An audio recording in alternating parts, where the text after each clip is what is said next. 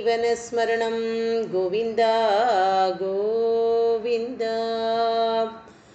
सद्गुरुनाथ महाराज की जय।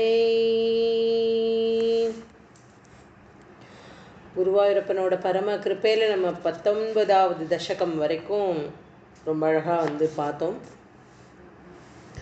19வது தசகம் வரைக்கும் ஸ்ரீமத் பாகவதத்தில் இருக்கக்கூடிய 3வது 4வது ஸ்கந்தங்களை அடிப்படையாக கொண்டு பிருத்துவோட சரித்திரம், அதுலேருந்து அப்புறமா உத்தானபாதருடைய பிள்ளையாக இருக்கக்கூடிய நம்மளுடைய துருவ சரித்திரம். என்ன காரணம் துருவ சரித்திரம்னா, பிரியவிரதன் தான் பெரியவர், அவரை பற்றின சரித்திரம் வராமல் உத்தானபாதருடைய சரித்திரத்தை எடுத்துட்டு அதுலேருந்து துருவ சரித்திரம்னா பகவானுக்கு அப்படி ஒரு ஆசை துருவ சரித்திரத்தை ஸ்மரிக்கணும் அப்படிங்கிறது. ஏன்னா சுகாச்சாரியார் மாதிரி இருக்கக்கூடிய பிரம்மஜானி சர்வ நிஷ்டகர் அவர் அப்படி சொல்கிறார் அப்படின்னா அவருடைய பாவத்தில் பிரத்யட்சமாக பகவானே இருக்கார் அப்படிங்கிறது தான் சத்தியம். ஸோ அதனால் என்ன ஆறுது அப்படின்னா அவருக்கே ரொம்ப சந்தோஷமாக இருக்குது நம்ம எதை சொல்லணும் அப்படிங்கிறது. அப்போ அவர் துருவனுடைய சரித்திரத்தை ஸ்மரிச்சுக்கணும் அப்படின்னு ஆசைப்படுறார். அதனால தான் உத்தானபாதருடைய சரித்திரத்தை எடுத்துட்டு துருவ சரித்திரத்தை ரொம்ப அழகாக பார்த்தோம். இதுக்கு முன்னாடி பகவான் ரொம்ப அழகாக அவதாரம் அப்படின்னு பார்த்தா ஆரம்பத்திலேயே நம்ம முதல்ல பார்த்தோம். எப்படி அப்படின்னா நம்மளுடைய பத்மநாப சுவாமி தான் முதல் அவதாரம் அப்படின்னு பார்த்தோம். ஏன்னா அவருடைய நாபியிலேருந்து பிரம்மாவை தான் முதல்ல உருவாக்குறார் இல்லையா. ஸோ அப்படி பிரம்மாவே பகவானுடைய ரூபத்திலேருந்து அவதாரம் பண்ணினவர் தான் அப்படிங்கிறதுனால பிரம்மாவுடைய அவதாரம், பிரம்மாவே அவதாரம் தான் அப்படிங்கிறதுனால முதல்ல பத்மநாப சுவாமி அவரை தான் முதல் அனந்த பத்மநாபர் அவர் தான் முதல் அவதாரம்னு சொன்னோம். அதுக்கப்புறம் நிறைய அவதாரங்கள்லாம் நம்ம பார்த்துட்டே வந்தோம். கபிலவாசுதேவரோட சரித்திரம் பார்த்தோம். கபிலவாசுதேவனாவே பகவான் அவதாரம் பண்ணினது. தேவகூதி தன்னோட அம்மாவுக்கு எப்படி அழகாக உபதேசம் பண்ணினது, இதெல்லாம் முன்னாடி பார்த்துன்னு வந்தோம். அதாவது பகவான் எப்படி அப்படின்னா சில அவதாரங்களில் பூர்ணமாக பகவானுடைய அவதாரம் உண்டாருது. அதை பூர்ணாவதாரம் அப்படின்னு சொல்கிறான். அந்த பூர்ணாவதாரம் அப்படின்னு பார்த்தோம் அப்படின்னா இப்போ நிருசிம்ம அவதாரம் அப்படின்னு எடுத்துட்டோம்னா அது ஒரு பூர்ணாவதாரம் தான். ஏன் அப்படின்னா திரும்ப அதில் வேறு ஒன்றுமே இல்லை, மேற்கொண்டு அது என்ன காரியத்துக்காக வந்தாரோ அந்த காரியத்தை ரொம்ப அழகாக பண்ணறதுக்காக அவர் வந்தது பூர்ண அவதாரம். பகவானை அப்படி ஒரு பிரகலாதன் ஸ்மரணை பண்ணின்றதுனால சகல அம்சங்களோடையே அவதாரம் பண்ணினார் சாக்ஷாத் நரசிம்மமூர்த்தி அப்படிங்கிறது நம்ம முன்னாடியே பார்த்துருக்கோம். அதே மாதிரி இப்போ சில அவதாரங்கள் எல்லாம் தன்னுடைய அம்சத்திலிருந்து ஏதானும் ஒரு ஸ்பெஷாலிட்டி அதை மாத்திரம் எடுத்துட்டு அவதாரம் பண்ணுறவர் தான் இப்போ வியாசர் அப்படின்னு சொல்கிறோம். வியாசர் வியாசாய விஷ்ணு ரூபாய வியாசரூபாய விஷ்ணவே அப்படின்னு நம்மளுடைய சகசரநாமமே சொல்கிறது. வியாசாய விஷ்ணு ரூபாயன விஷ்ணுவை போன்ற ஒரு ரூப வடிவம், அந்த மாதிரி ஒரு ஃபீச்சர்ஸோட ப்ளஸ் அவருடைய சாநித்தியத்தை எடுத்துட்டு அப்படி கிரந்தங்களை பண்ணக்கூடிய ஒரு பாக்யம் வியாசாச்சாரியாளுக்கு. அந்த மாதிரி அவரையே பகவானாக ஸ்மரிக்கிறார். இப்போ பிரம்மாவை சொன்னோம். அதே மாதிரி நிறைய அந்த மாதிரியான அவதாரங்கள்லாம் நம்ம மேலே மேலே பார்த்துட்டே வரோம். அப்படி ஏதானும் ஒரு அம்சத்தை வச்சுண்டு வரக்கூடிய ஒரு அவதாரம் அப்படின்னு பார்த்தா இப்போ இந்த ரிஷபராக அவதாரம் பண்ண போகிறார். அதுவும் ரிஷபருடைய சரித்திரமும் ஒரு அவதார சரித்திரம் தான் அப்படிங்கிறது ரொம்ப அழகாக தெரியறது. அதை பட்டத்திரி ரொம்ப அருமையாக அனுபவிச்சிருக்கார். இந்த ஸ்ரீமத் பாகவதத்தில் என்ன அப்படின்னா இந்த 3வது 4வது தசகம் ஸ்கந்தம் இருக்கு இல்லையா, அந்த ஸ்கந்தத்தை மைத்ரேயர் அப்படிங்கிற பெரிய மகரிஷி விதுரருக்கு சொல்கிறதா இருக்குது. அவர் மைத்ரேய விதுர சம்வாதம் அப்படிங்கிற சம்வாதம்னா ஒருத்தருக்கு ஒருத்தர் பேசிக்கிறது சொல்கிறது, அந்த மாதிரி மைத்ரேய விதுர சம்வாதமாக இருக்குது. ஆனால் 5வது தசகத்துலேருந்து சுகாச்சாரியால் ரொம்ப சந்தோஷமாயிடுறாராம் சுகர். அவர் என்ன பண்ணுறார் அப்படின்னா 5வது தசகத்துலேருந்து அவரே சொல்ல ஆரம்பிச்சுடுறார் அப்படிங்கிறார். அதான் 5வது தசகத்துலேருந்து முதல்ல ரிஷப சரித்திரத்தை சுகாச்சாரியார் ரொம்ப அழகாக தன்னுடைய பாகவதத்தில் அவர் தன் திருவாக்கினால் சொல்ல ஆரம்பிக்கிறார். அதுதான் இப்போ நம்ம முன்னாடி இன்னும் கொஞ்சம் பேக் போகணும் இல்லையா? நம்ம முதலேருந்து பார்த்துட்டே வந்த இடத்துக்கு போனோம்னா ஸ்வயம்பு மனு அப்படிங்கிறவரை வந்து நமக்கு நன்னா ஞாபகம் இருக்குது. அவருக்கு 3 பெண்கள் 2 பையன்கள் அப்படின்னு பார்த்தோம். பிரசூதி, தேவகூதி, ஆகூதி, இது 3 பெண்களுடைய அந்த சரித்திரத்தில் தான். பிரசூதியோட சரித்திரத்தில் தான் தக்ஷனோடதை பார்த்தோம். தேவகூத்தியோட சரித்திரத்தில் தான் கபில வாசுதேவரோடதை பார்த்தோம். இந்த மாதிரி பார்த்துட்டே வந்தோம். அதே மாதிரி அவளுக்கு 2 ஆண் குழந்தைகள் இருக்குது. அந்த 2 ஆண் குழந்தைகளில் உத்தானபாதன், பிரியபிரதன் அப்படிங்கிறவா 2 பேர். உத்தானபாதனுடைய குழந்தை தான் சுனீதி, எது மனைவி தான் சுனீதி சுருச்சி. அந்த சுனீதிக்கு பிறந்தது தான் நம்மளுடைய துருவன். துருவனை தான், துருவனுடைய சரித்திரத்தை ரொம்ப அழகாக விஸ்தீரணமாக பாகவதமும் சரி நம்மளுடைய நாராயணமும் சரி ரொம்ப அழகாக பட்டத்திரி தன்னுடைய அதி அற்புதமான ஸ்லோகங்களால் வந்து துருவ சரித்திரத்தை வந்து ரொம்ப அழகாக ஸ்மரிச்சுட்டு இருக்கார். அதை வந்து ரொம்ப அழகாக அனுபவித்தோம். இப்போ இந்த பிரியபிரதனுடைய கதைக்கு வர, இது வந்து 5வது ஸ்கந்தத்தில் நம்மளுடைய பாகவதத்தில் இருக்குது. இது வரைக்கும் வந்து ஸ்லோகமாக வந்துன்றது எல்லாம் 5வது ஸ்கந்தத்தில் வந்து என்ன பண்ணுறார் அப்படின்னா வந்து அதெல்லாத்தையும் வந்து கத்திய ரூபமாக, கத்தியம்னா ப்ரோஸ் கண்டென்ட், ஓகே. முன்னாடிலாம் ஒரு மீட்டர் வச்சு அந்த மீட்டரில் இருந்தது பாகவதத்தோட ஸ்லோகம் எல்லாம். இப்போ இந்த 5வது ஸ்கந்தத்தில் வந்து இதுக்கப்புறமா வந்து என்ன சொல்ல போகிறார் அப்படின்னா வந்து வெவ்வேறு கண்டங்களுடைய பூகோளத்தை பற்றி அதெல்லாம் பற்றி பேச போகிறார். யார்? நம்மளுடைய சுகாச்சாரியர். ஸோ அதெல்லாம் பற்றி சொல்கிறதுக்காக அவருக்கு வந்து இந்த ஸ்டைல் ஆஃப் ரைட்டிங்கில் வந்து அவர் என்ன பண்ணுறார் அப்படின்னா நேராக கத்தியமாகவே சொல்லிட்டு வரார். கத்தியம்னா வசன நடைன்னு அர்த்தம். நம்ம எப்படி டயலாக்ஸ் சொல்கிறோம் இல்லையா, அந்த மாதிரி அதை வந்து பொயட்ரிக் லைனில் இல்லாமல் வசனமாக அதை வந்து அழகாக சொல்ல போகிறார். அது வந்து பாகவதத்தில் அதையே பேஸாக வச்சுண்டு நம்மளுடைய பட்டத்திரி ரொம்ப அழகாக வந்து ரிஷபருடைய சரித்திரத்தை வந்து சொல்ல ஆரம்பிக்கிறார். அது கொஞ்சம் பூர்வாங்கமாக ரிஷபருடைய சரித்திரத்துக்கு போகிறதுக்கு முன்னாடி ஜஸ்ட் ஒரு ஹிண்ட் பார்த்துக்கலாம், யார் யார் எப்படி என்ன அப்படிங்கிறது. அதாவது பிரியபிரதன் அப்படிங்கிறவன் தானே நம்ம ராஜான்னு பார்த்தோம் இல்லையா? அந்த பிரியபிரதன் வந்து ஸ்வயம்பு மனுவோட முதல் புள்ள. அவனுக்கு வந்து யார் குழந்தைகள் அப்படின்னா ஆக்னிதரன் அப்படின்னு அவனுடைய குழந்தையோட பேர், பையனோட பேர். அதாவது ஆக்னிதரன் அப்படிங்கிறது என்ன அப்படின்னா ஆக்னித்ர அப்படின்னு பேர் அவனோட பேர்.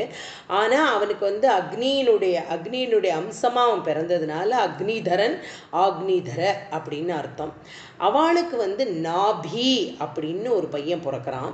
அந்த நாபி அப்படிங்கிற பையனுக்கு தான் வந்து எல்லாம் இப்போ அதை பற்றி தான் இப்போ இனிமேல் பின்னாடி பேச போகிறோம். இந்த நாபிக்கு பிறக்க போகிறவர் தான் ரிஷபதேவர். அதாவது இந்த நாபி என்ன பண்ணினா, எதனால பகவானே வந்து ரிஷபரை அவதாரம் பண்ணினார் அப்படிங்கிறதெல்லாம் பின்னாடி பார்க்க போகிறோம்.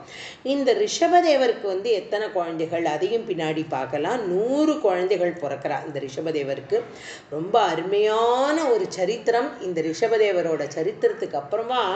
ஏன்னா இதை ஒட்டியே இருக்கிறதுனால அந்த சரித்திரத்தையும் நம்ம வந்து கண்டிப்பாக பின்னாடி வர நாளில் வந்து ஸ்மரிச்சுன்றணும்.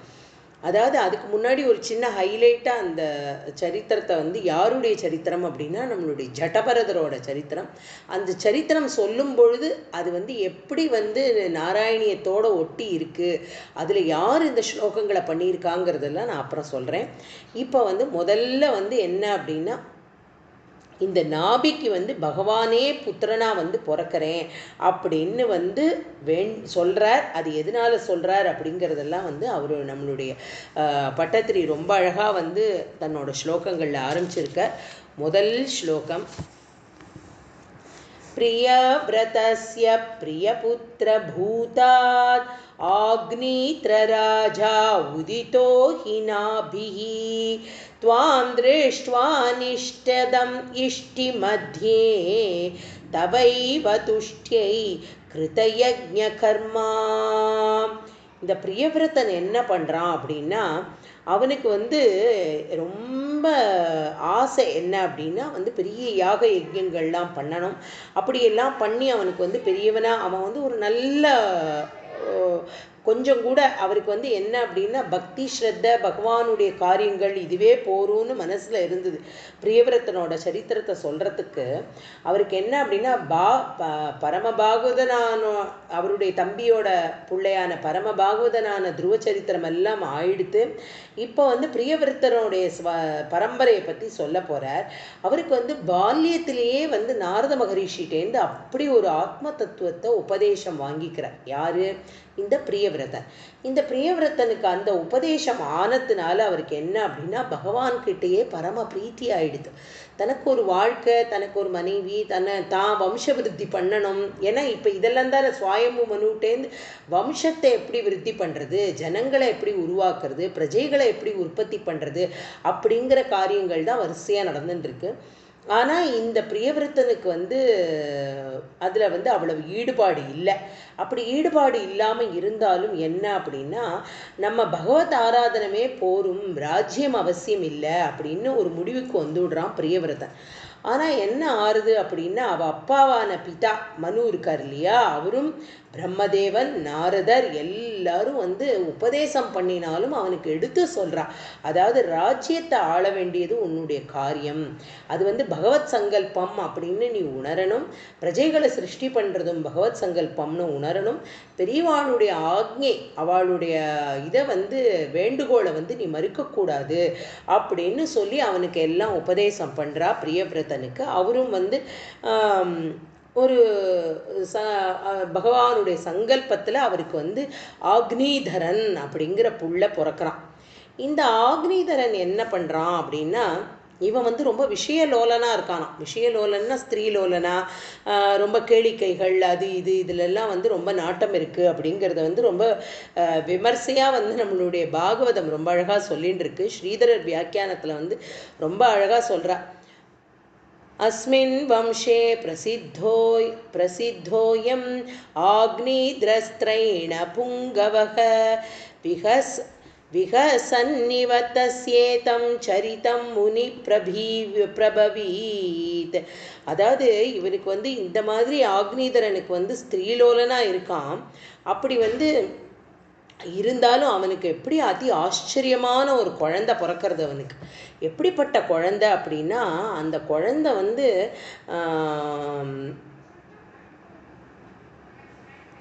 அந்த அவனுக்கு பிறந்த குழந்தை வந்து அதி அற்புதமான ஒரு குழந்தை. அவன் ஸ்திரீலோலனாக இருந்தாலும் அவனுக்கு இப்படிப்பட்ட ஒரு குழந்தையான்னு ஆச்சரியப்படுற அளவுக்கு அவனுக்கு ஒரு அருமையான குழந்தை. அந்த குழந்தையோட பேர், அந்த பையனோட பேர் தான் நாபி அப்படிங்கிறது. அந்த பையனுக்கு பேர் நாபி. அந்த நாபிக்கு வந்து யார் மனைவி அப்படின்னா மேரு தேவி. அந்த தேவியோட பேர் வந்து அந்த அம்மா, அவளுடைய நாபியினுடைய மனைவியோட பேர் வந்து மேரு தேவி. இவா ரெண்டு பேரும் என்ன அப்படின்னா இவாளுக்கு வந்து சந்ததியே இல்லை. இந்த நாபிக்கு தனக்கு சந்ததி இல்லாததுனால ரொம்ப வருத்தப்படுறான். இந்த நாபி தனக்கு வந்து ஒரு சந்ததி உண்டாகணும், தனக்கு குழந்தை பிறக்கணும் அப்படிங்கிறதுக்காக வந்து யாக யஜ்ஞம் எல்லாம் பண்ணுறதுக்கு அவன் ரொம்ப தயாராக இருக்கான்.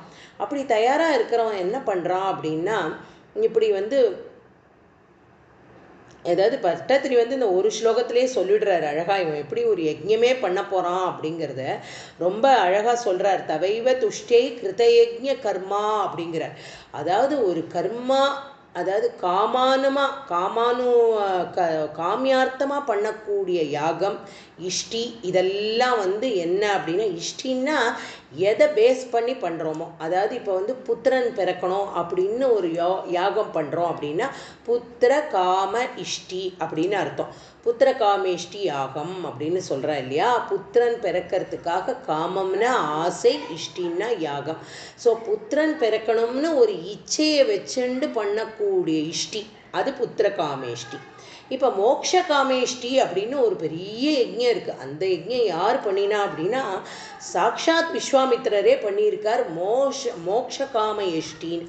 அவர் என்ன அப்படின்னா அவர் வந்து குழந்தையை கூப்பிட போறாரு இல்லையா, தசரத சக்கரவர்த்திகிட்ட போய் ஸ்ரீ ராமச்சந்திரமூர்த்தி என்னோட அனுப்பணும் அப்படின்னு சொல்றார். தசரதனுக்கு வந்து ரொம்ப வருத்தமாக இருக்கு. ஐயோ எப்படி நம்மளுடைய குழந்தையை போய் இவரோட அனுப்புறது அப்படின்னு மனசுல ஒரு கிளேஷம், அப்படி தவிக்கிறார். அப்ப அவர் வந்து சொல்றார், விஸ்வாமித்திரர் வந்து சொல்றார், நீ வந்து ஒரு புத்திரன் உனக்கு புத்திர பாக்கியம் இல்லை, நமக்கு புத்திரன் பிறக்கணும் அப்படிங்கிற ஒரு இஷ்டத்தில் நீ ஒரு யஜ்ஞம் பண்ணி, நீ ஒரு புத்திர காமேஷ்டி யஜ்ஞம் பண்ணி தான் உனக்கு ராமச்சந்திரமூர்த்தி பிறந்திருக்க, உனக்கு கிடைச்சிருக்க. ஆனால் அதுக்கும் மேலே சிரேஷ்டமாக நான் ஒரு யஜ்ஞம் பண்ணியிருக்கேன். என்ன அப்படின்னா மோட்ச காமேஷ்டி யாகம், அது பண்ணியிருக்கேன் நான். அப்போ மோட்சத்தை டைரெக்டாக கிடைக்கிறதுக்கு வந்து என்ன வழி உண்டோ அதை நான் பண்ணியிருக்கேன். அப்படின்னா அப்போ நான் பெருசா நீ பெருசா அப்படிங்கிற ஒரு விவாதத்தை வச்சு அவர் தசரதர்கிட்டேந்து வந்து ராமனையும் லக்ஷ்மணனையும் அழைச்சிட்டு போகிறார், தன்னுடைய காரியங்களுக்கெல்லாம் ஹெல்ப்பாக. அந்த அளவுக்கு அதை தான் அங்கே சொல்கிறா இங்கே வந்து பாகவதத்தில். புத்திர காமேஷ்டி யஜ்ஞம் அப்படிங்கிற ஒரு யாகத்தை வந்து நாபி தன்னோட தன்னுடைய மனைவி மேருவோட சேர்ந்து ரொம்ப அழகாக வந்து பண்ணுறார். இப்போ இந்த மேருவோட சேர்ந்து இவர் பண்ண போகிறார் அப்படிங்கிறதுல வந்து பகவானுக்கு வந்து திருப்தி ஆகணும் இல்லையா. அதாவது இப்போ யாக யஜ்ஞம் பண்ணுறோம், பகவானுக்கு அவிஸ் கொடுக்குறோம், பகவானுக்கு அவிர்பாகம் கொடுக்குறோம் அப்படின்னா, இப்போ இந்திரனுக்கு அவிர்பாகம் கொடுத்தா அப்படி மழையை பொழிவான் அப்படின்னு நமக்கு நன்னா தெரியறது இல்லையா. இந்திரனுக்கு அவிர்பாகம் கொடுத்தா அப்படி மழை வரும் அப்படின்னு நமக்கு நன்னா தெரியும். அந்த மாதிரி இந்திரனுக்கெல்லாம் அவிர்பாகம் கொடுக்குறோம் அப்படின்னா எந்த ஒரு தேவதைக்கும் கொடுக்கக்கூடிய அவிர்பாகத்தினால அந்த தேவதை இஷ்டப்படலாம். இப்போ யாருக்கு வேண்டிண்டு இவா பூஜை பண்ணுவா, யாருக்கு புத்திர காமேஷ்டி யாகும், சாக்ஷாத் பகவானையே வேண்டிண்டு தான் இவா வந்து ரொம்ப அழகாக பண்ண போகிறா இந்த புத்திர காமேஷ்டி யஜ்ஞத்தை. அதனால வந்து என்ன அப்படின்னா இவ வந்து நாபியோட சேர்ந்து, நாபி வந்து தன்னுடைய மனைவியோட சேர்ந்து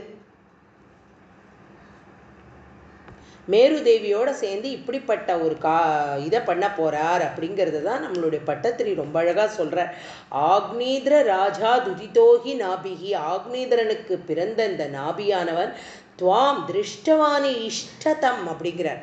தான் இஷ்டப்பட்டபடி ஒரு புத்திரன் வேணும் அப்படின்னு இஷ்டி மத்தியே என்ன பண்ண போறார், ஒரு பெரிய புத்திர காமேஷ்டி யாகத்தை பண்ண போறார். தவைவ துஷ்டைகி கிருதயஜ்ஞ கர்மா அப்படிங்கிற இதை வந்து இந்த மாதிரி பல கர்மாக்கள்லாம் வந்து அவன் பண்ணக்கூடிய ஒரு பெரிய ஆசானா இருக்கான் அப்படின்னு இந்த ஸ்லோகத்தை சொன்ன உடனே, அதாவது உங்களை வந்து என்ன அப்படின்னா இந்த இஷ்டத்துல வந்து இந்த இஷ்டி மத்தியே அப்படின்னா இந்த யாகத்தோட மத்தியில அவனுக்கு வந்து நீங்கள் அவன் என்ன ஆசைப்படுறானோ அதை நான் கண்டிப்பாக தரேன்னு நீங்கள் சொன்னேலாமே அப்படின்னு குருவாயூரப்பனை பார்த்து பட்டத்திரி முதல் ஸ்லோகத்திலேயே கேட்க, குருவாயூரப்பன் ஆமாம் அப்படின்னு தலையை அசைக்கிறார். முதல் ஸ்லோகத்திலேயே ரிஷப சரித்திரத்திலேயே முதல் ஸ்லோகத்திலேயே அவர் வந்து ஒரு அங்கீகாரத்தை வந்து ரொம்ப அழகாக கொடுத்து விடுறார்.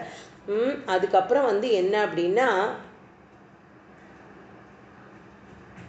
அதாவது ஒரு ராஜா அப்படின்னா அவனுக்கு வந்து ரொம்ப அவசியம் அப்படிங்கிறார். ராஜா அப்படின்னா ஒரு சந்ததி ரொம்ப அவசியம். அந்த சந்ததி இல்லை அப்படின்னா அந்த ராஜ்யம் எப்படி சுபிக்ஷமாக இருக்கும். மேலே மேலே அவனுக்கு ஒரு புத்திரன் பிறக்கணும், அந்த இளவரசன் ராஜ்யம் பண்ணணும், இப்படியெல்லாம் நமக்கு நடக்கணும் இல்லையா. அதற்காகத்தான் ஒருத்தரும் வந்து ஒரு மேலும் நம்ம ஆத்மதேவரோட சரித்திரமெல்லாம் மகாத்மியத்தில் பார்க்கும் பொழுது வந்து சொல்கிறோம், புத்து அப்படிங்கிற ஒரு நரகத்துக்கு போயிடுவாளாம் குழந்தை பிறப்பு இல்லாதவா அப்படின்னு போட்டிருக்கு சாஸ்திரத்தில். அந்த நரகத்துக்கு போகாமல் இருக்கிறதுக்காக வேண்டிண்டு தனக்கு ஒரு புத்திரன் பிறக்கணும் அப்படின்னு எல்லாரும் ஆசைப்படுவா அப்படின்னு போட்டிருக்கா. அந்த மாதிரி இப்போ இவர் ஆசைப்பட்டு ஒரு பெரிய இஷ்டி புத்திர காமேஷ்டி யாகத்தை பண்ணுறான் இந்த நாபி அப்படிங்கிற அரசன். இந்த நாபியோட அப்பா யாரு அப்படின்னா அக்னிதரன். இந்த நாபியோட தாத்தா தான் இந்த பிரியபிரதன் அப்படிங்கிறதான் இந்த இவாளுடைய ஃப்ளோசார்ட். ஓகே, அடுத்து நாபிக்கு வந்து எப்படி பகவான் அனுகிரகம் பண்ணுறார் அப்படிங்கிறத வந்து 2வது ஸ்லோகத்தில் ரொம்ப அழகாக பட்டத்திரி அனுபவிக்கிறார். அபிஷ்டுதஸ்தத்ர முனீஸ்வரைஸ்த்வம் ராஜ்ஞஸ்த்வதுல்யம் சுதமத்யமானக ஸ்வயம் ஜனேஷ்யேஹமிதி ப்ருவாணஹ திரோததா பர்ஹிஷி விஸ்வமூர்த்தே. அதாவது விஸ்வமூர்த்தே அப்படின்னு கூப்பிடுறார் குருவாயூரப்பனை நம்மளுடைய பட்டத்திரி. அப்படின்னா என்ன அப்படின்னா, இந்த லோகம் அப்படிங்கிறதையே உன்னோட சரீரமாக இருக்கே, இந்த சரீரத்தில் இந்த உங்களோட சரீரத்தில் இந்த முழு லோகத்தையும் நீங்கள் வச்சுருக்கேள் அப்படிங்கிறத வந்து ரொம்ப அழகாக வந்து சொல்கிறார். இதில் வந்து நீங்கள் என்ன அப்படின்னா, இந்த நாபி என்ன பண்ணுறான் அப்படின்னா, இந்த புத்திரகாமேஷ்டி யாகத்தில் வந்து பகவானுடைய திருப்திக்காக இவன் அவ்வளோ அழகாக யாகம் பண்ணுறான். அவனோட யாகத்தை பார்த்த பகவானுக்கு வந்து ரொம்ப அதி சந்தோஷம் ஆயிடுறது. அவன் கொடுக்குற ஆவிர்பகத்தெல்லாம் வாங்கிக்கிறார். வாங்கிட்டு யாக குண்டத்துலேருந்து அப்படியே சாக்ஷாத் பகவான் வெளியில் வரும்பொழுது அந்த பகவானை பார்த்து எப்படி அப்படின்னா, சுகர் வந்து ரொம்ப அழகாக பாகவதத்தில் இதை வந்து இன்னும் பியூட்டிஃபுல்லாக எக்ஸ்பிளைன் பண்ணுறார். அந்த கத்தியத்தில் வந்து எப்படி எக்ஸ்பிளைன் பண்ணுறார் அப்படின்னா, அதாவது யார் ஒருத்தன் வந்து மனசு தெளிவாக இருக்கணும், ஒரு யாகமோ யஜ்ஞமோ பூஜையோ புனஸ்காரமோ என்னமோ ஒரு ஸ்லோகம் படிக்கிறோமோ எதா இருந்தாலும் மனசு வந்து ரொம்ப தெளிவாக இருக்கணும். அப்படிப்பட்ட தெளிவோடு பண்ணும்போது அது ஒரு புண்ணிய கர்மாவாயிடுறது. அந்த மாதிரி புண்ணிய கர்மா நடக்கிற இடத்துல வந்து என்ன அப்படின்னா, திரவியம் தேசம் காலம் மந்திரம் ரித்விக்கு இந்த சாதனங்களால் எல்லாம் அடைய முடியாத அந்த சாக்ஷாத் பகவத் ஸ்வரூபம் இருக்கு இல்லையா, அப்படிப்பட்ட பகவான் வந்து யாருக்கு வருவான், யாருக்கு ஆவிர்பவிச்சு அக்னி குண்டத்தில் எப்படி ஒரு பாயசம் கிளம்பி வந்தது நம்மளுடைய தசரத மகா சக்கரவர்த்திக்கு, ஏன்னா பகவானே பிறக்க போகிறான் அப்படிங்கிறதுனால வந்து அந்த புத்திரகாமேஷ்டி யாகத்தில் வந்து ஒரு அப்படியே தங்க கிண்ணத்தில் பாயசத்தை எடுத்துட்டு அந்த தேவத்தை வர, அதே மாதிரி பகவான் வந்து நம்ம பண்ணக்கூடிய எந்த யாக யஜ்ஞம் உபனிஷதாகட்டும் வேதங்களாகட்டும் சாஸ்திரங்களாகட்டும் நம்மளுடைய ஸ்லோகங்களாகட்டும் எதுவாக வேணா இருக்கலாம், எதால வேணாலும் பகவானை நம்மக்கிட்ட கொண்டு வர முடியாது. பகவானை நம்ம முன்னாடி கொண்டு வந்து நிறுத்திக்கணும் அப்படின்னு இருக்கிறவா என்ன அப்படின்னா ஒரு பக்தனால தான் முடியும். ஒரு பக்தியை பரமபக்தியை யார் ஒருத்தன் வந்து மனசில் நினச்சிண்டு நம்பிக்கை, அதாவது நம்ம பண்ணக்கூடிய இந்த காரியம் பகவானை வந்து சந்தோஷப்படுத்தும் அப்படின்னா அந்த காரியம் கண்ணனை எது சந்தோஷப்படுத்துறதோ அது எல்லாம் பண்ணணும் அப்படிங்கிற மகான்கள்லாம். அந்த மாதிரி பகவானை எது சந்தோஷப்படுத்துறது அப்படிங்கிறத வந்து புரிஞ்சுண்டு அதை பகவானை வந்து நினச்சிண்டு பண்ண பகவானுக்கு ஆனந்தத்தை கொடுத்து அந்த ஆனந்தத்தினால அவன் வந்து அவ்வளோ அழகாக வந்து வெளியில் வந்து தன்னுடைய சுதந்திரமாக தன்னோட ஸ்வரூபத்தை காமிப்பாராம் பகவான். அதனால தான் வந்து மகாபரிவாள்கிட்ட வந்து ஒருத்தர் வந்து கேட்டார், இந்த மாதிரி வந்து நான் வந்து ஒரு நிறையா உபாசனா மந்திரமெல்லாம் எடுத்துட்டுருக்கேன், அந்த மந்திரமெல்லாம் எனக்கு எடுத்துட்டும் ஒரு பெரிய சித்தியெல்லாம் எனக்கு வந்தா மாதிரி தெரியலையே அப்படின்னு இவர்கிட்ட போய் கேட்குறார். யார்கிட்ட? நம்மளுடைய பெரியவாள்கிட்ட வந்து ஒரு பக்தர் வந்து கேட்குறார். அவர் வந்து இந்த நிறையா தேவி உபாசனா மந்திரமெல்லாம் எடுத்துட்டுருக்கார். அந்த தேவி உபாசனா மந்திரமெல்லாம் எடுத்துட்டு ஒரு பெரிய சித்தி எனக்கு பெருசாக தெரிஞ்ச மாதிரி தெரியலையே, நான் வந்து நித்தியமாக வந்து 1 கோடி நாமா ஜபம் பண்ணுறேன், இத்தனை தடவை ஜபம் பண்ணுறேன், இந்த மாதிரியான பூஜையெல்லாம் பண்ணுறேன், அப்படியே அம்பாள் ஆவாகனம் பண்ணுறேன், எல்லாம் விவரமாக சொல்லிகிட்டே வர. அப்போ மகாபரிவா வந்து ரொம்ப அழகாக முதல்ல பதில் சொல்லலை, அவர் சொல்கிறதெல்லாம் மெதுவாக கேட்டுக்கிறார். கேட்டுன்றதுக்கு அப்புறமா அவர் வந்து மகாபரிவா வந்து சொல்கிறார், சரி இத்தனையும் நீ பண்ணுறேன்னு சொல்லிகிட்டே இருக்கியே, நீ யாரை பற்றின ஒரு காரியம் பண்ணுற அப்படின்னா, சாக்ஷாத் காமாட்சி தாயார் பராசக்தி பராபட்டாரிகா லலிதாம்பிகா அவளை நான் மனசில் தியானம் பண்ணிட்டு தானே இதை பண்ணுறேன் அப்படின்னு வந்து சொல்கிறார் அந்த பக்தர். சொன்ன உடனே மகாபரிவா வந்து ரொம்ப அழகாக வந்து அவருக்கு வந்து சொல்கிறார். என்ன பதில் சொல்கிறார் அப்படின்னா, அதாவது நீ எந்த தேவதையை வந்து நினச்சிண்டு இதை பண்ணணும்னு ஆசைப்படுறியோ அந்த தேவதையோட காலில் தானே நீ போய் விழணும்.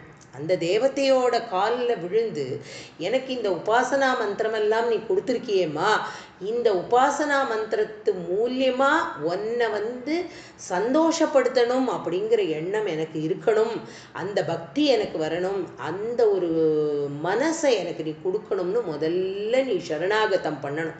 நீ யாரை பற்றின ஒரு மந்திரத்தை வாங்கின்னு இருக்கியோ அந்த மந்திரத்தை யாருக்கு முதல்ல ஒரு நல்ல மனசோட சமர்ப்பணம் பண்ணணும் அப்படின்னா அந்த சாட்சாத் அந்த தேவதைக்கு தான் பண்ணணும். எப்போ நீ அந்த தேவதையோட மந்திரங்களை வந்து நம்பிக்கை இல்லாமல் வருவாளா மாட்டாளா அப்படின்றோமே இப்போ இத்தனை பேர் இத்தனை லோகத்தில் வந்து காயத்ரி மந்திரத்தை வந்து அப்படி உபாசனை பண்ணணும் பண்ணணும் பண்ணணும். ஏன்னா அந்த காயத்ரி தேவி, அந்த சாவித்ரி அப்படிங்கிற அந்த மந்திரம் வந்து அவ்வளோ அழகாக பின்னாடியே நம்மளை ப்ரொடெக்ட் பண்ணிகிட்டே இருக்குமா. அந்த அளவுக்கு வந்து ஆண்களுக்கு அப்படி ஒரு பெரிய ஒரு பாக்கியத்தை கொடுத்துருக்கா இந்த வேதமெல்லாம். அப்படி இருக்கிறச்ச அப்போ பெரியவா வந்து சொல்கிறா, அப்போ நீ என்ன பண்ணணும் அப்படின்னா வந்து எந்த தேவத்தையை உபாசனை பண்ணணும்னு நீ ஆசைப்படுறியோ முதல்ல அந்த தாயாருக்கு ஒரு சரணாகதி பண்ணணும். உனக்கு மனசில் திடமான நம்பிக்கை இருக்கணும். எதில் நம்பிக்கை இருக்கணும்? ஒரு மந்திரம் வாங்கிட்டு இருக்கோம், ஒரு உபதேசம் ஆயிருக்குன்னா அந்த மந்திரத்து மேலே நம்பிக்கை இருக்கணும். நம்மளுடைய குருநாதர் ரொம்ப அழகாக சொல்லுவார், ஒரு நாமா சொல்கிறதுக்கு அடுத்த நாமா போய் கேட்டவாள்கிட்ட வந்து அவள் வந்து கேட்குறா, இந்த மாதிரி வந்து இப்படி எங்களுக்கு நாம உபதேசம் பண்ணியிருக்கேளே, இந்த நாமாவை நாங்கள் எப்பெல்லாம் சொல்லணும் அப்படின்னு குருஜிகிட்ட கேட்குறா. குருஜி வந்து ரொம்ப அழகாக சொல்கிறார், இந்த நாமாவை எப்பெல்லாம் சொன்னேன், எப்பவும் சொல்லிகிட்டே இருக்கலாமே அப்படிங்கிற. உடனே இவாளுக்கெல்லாம் அடுத்த கொஸ்டின் வந்துடும், இதை ராகு காலத்தில் சொல்லலாமா, யமகண்டத்தில் சொல்லலாமா, நல்ல நேரம் பார்த்து சொல்லலாமா, எவ்வளோ தடவை சொல்லலாம், எத்தனை கவுண்ட்டு வச்சுக்கலாம். இதெல்லாம் வந்து ஒரு குரு ஒரு பிரசாதமாக ஒன்று கொடுத்தாச்சு அப்படின்னா அதை ஸ்வீகரணம் பண்ணிக்கிறது, அது ஒன்று தான் நம்ம வந்து குருநாதருக்கு காமிக்கக்கூடிய பிரதி பக்தி, வேற எதுவுமே கிடையாது. அப்போ குருநாதர் ரொம்ப அழகாக சொல்கிறார், நீ ஒரு தடவை நாமா சொல்லு அப்படிங்கிற.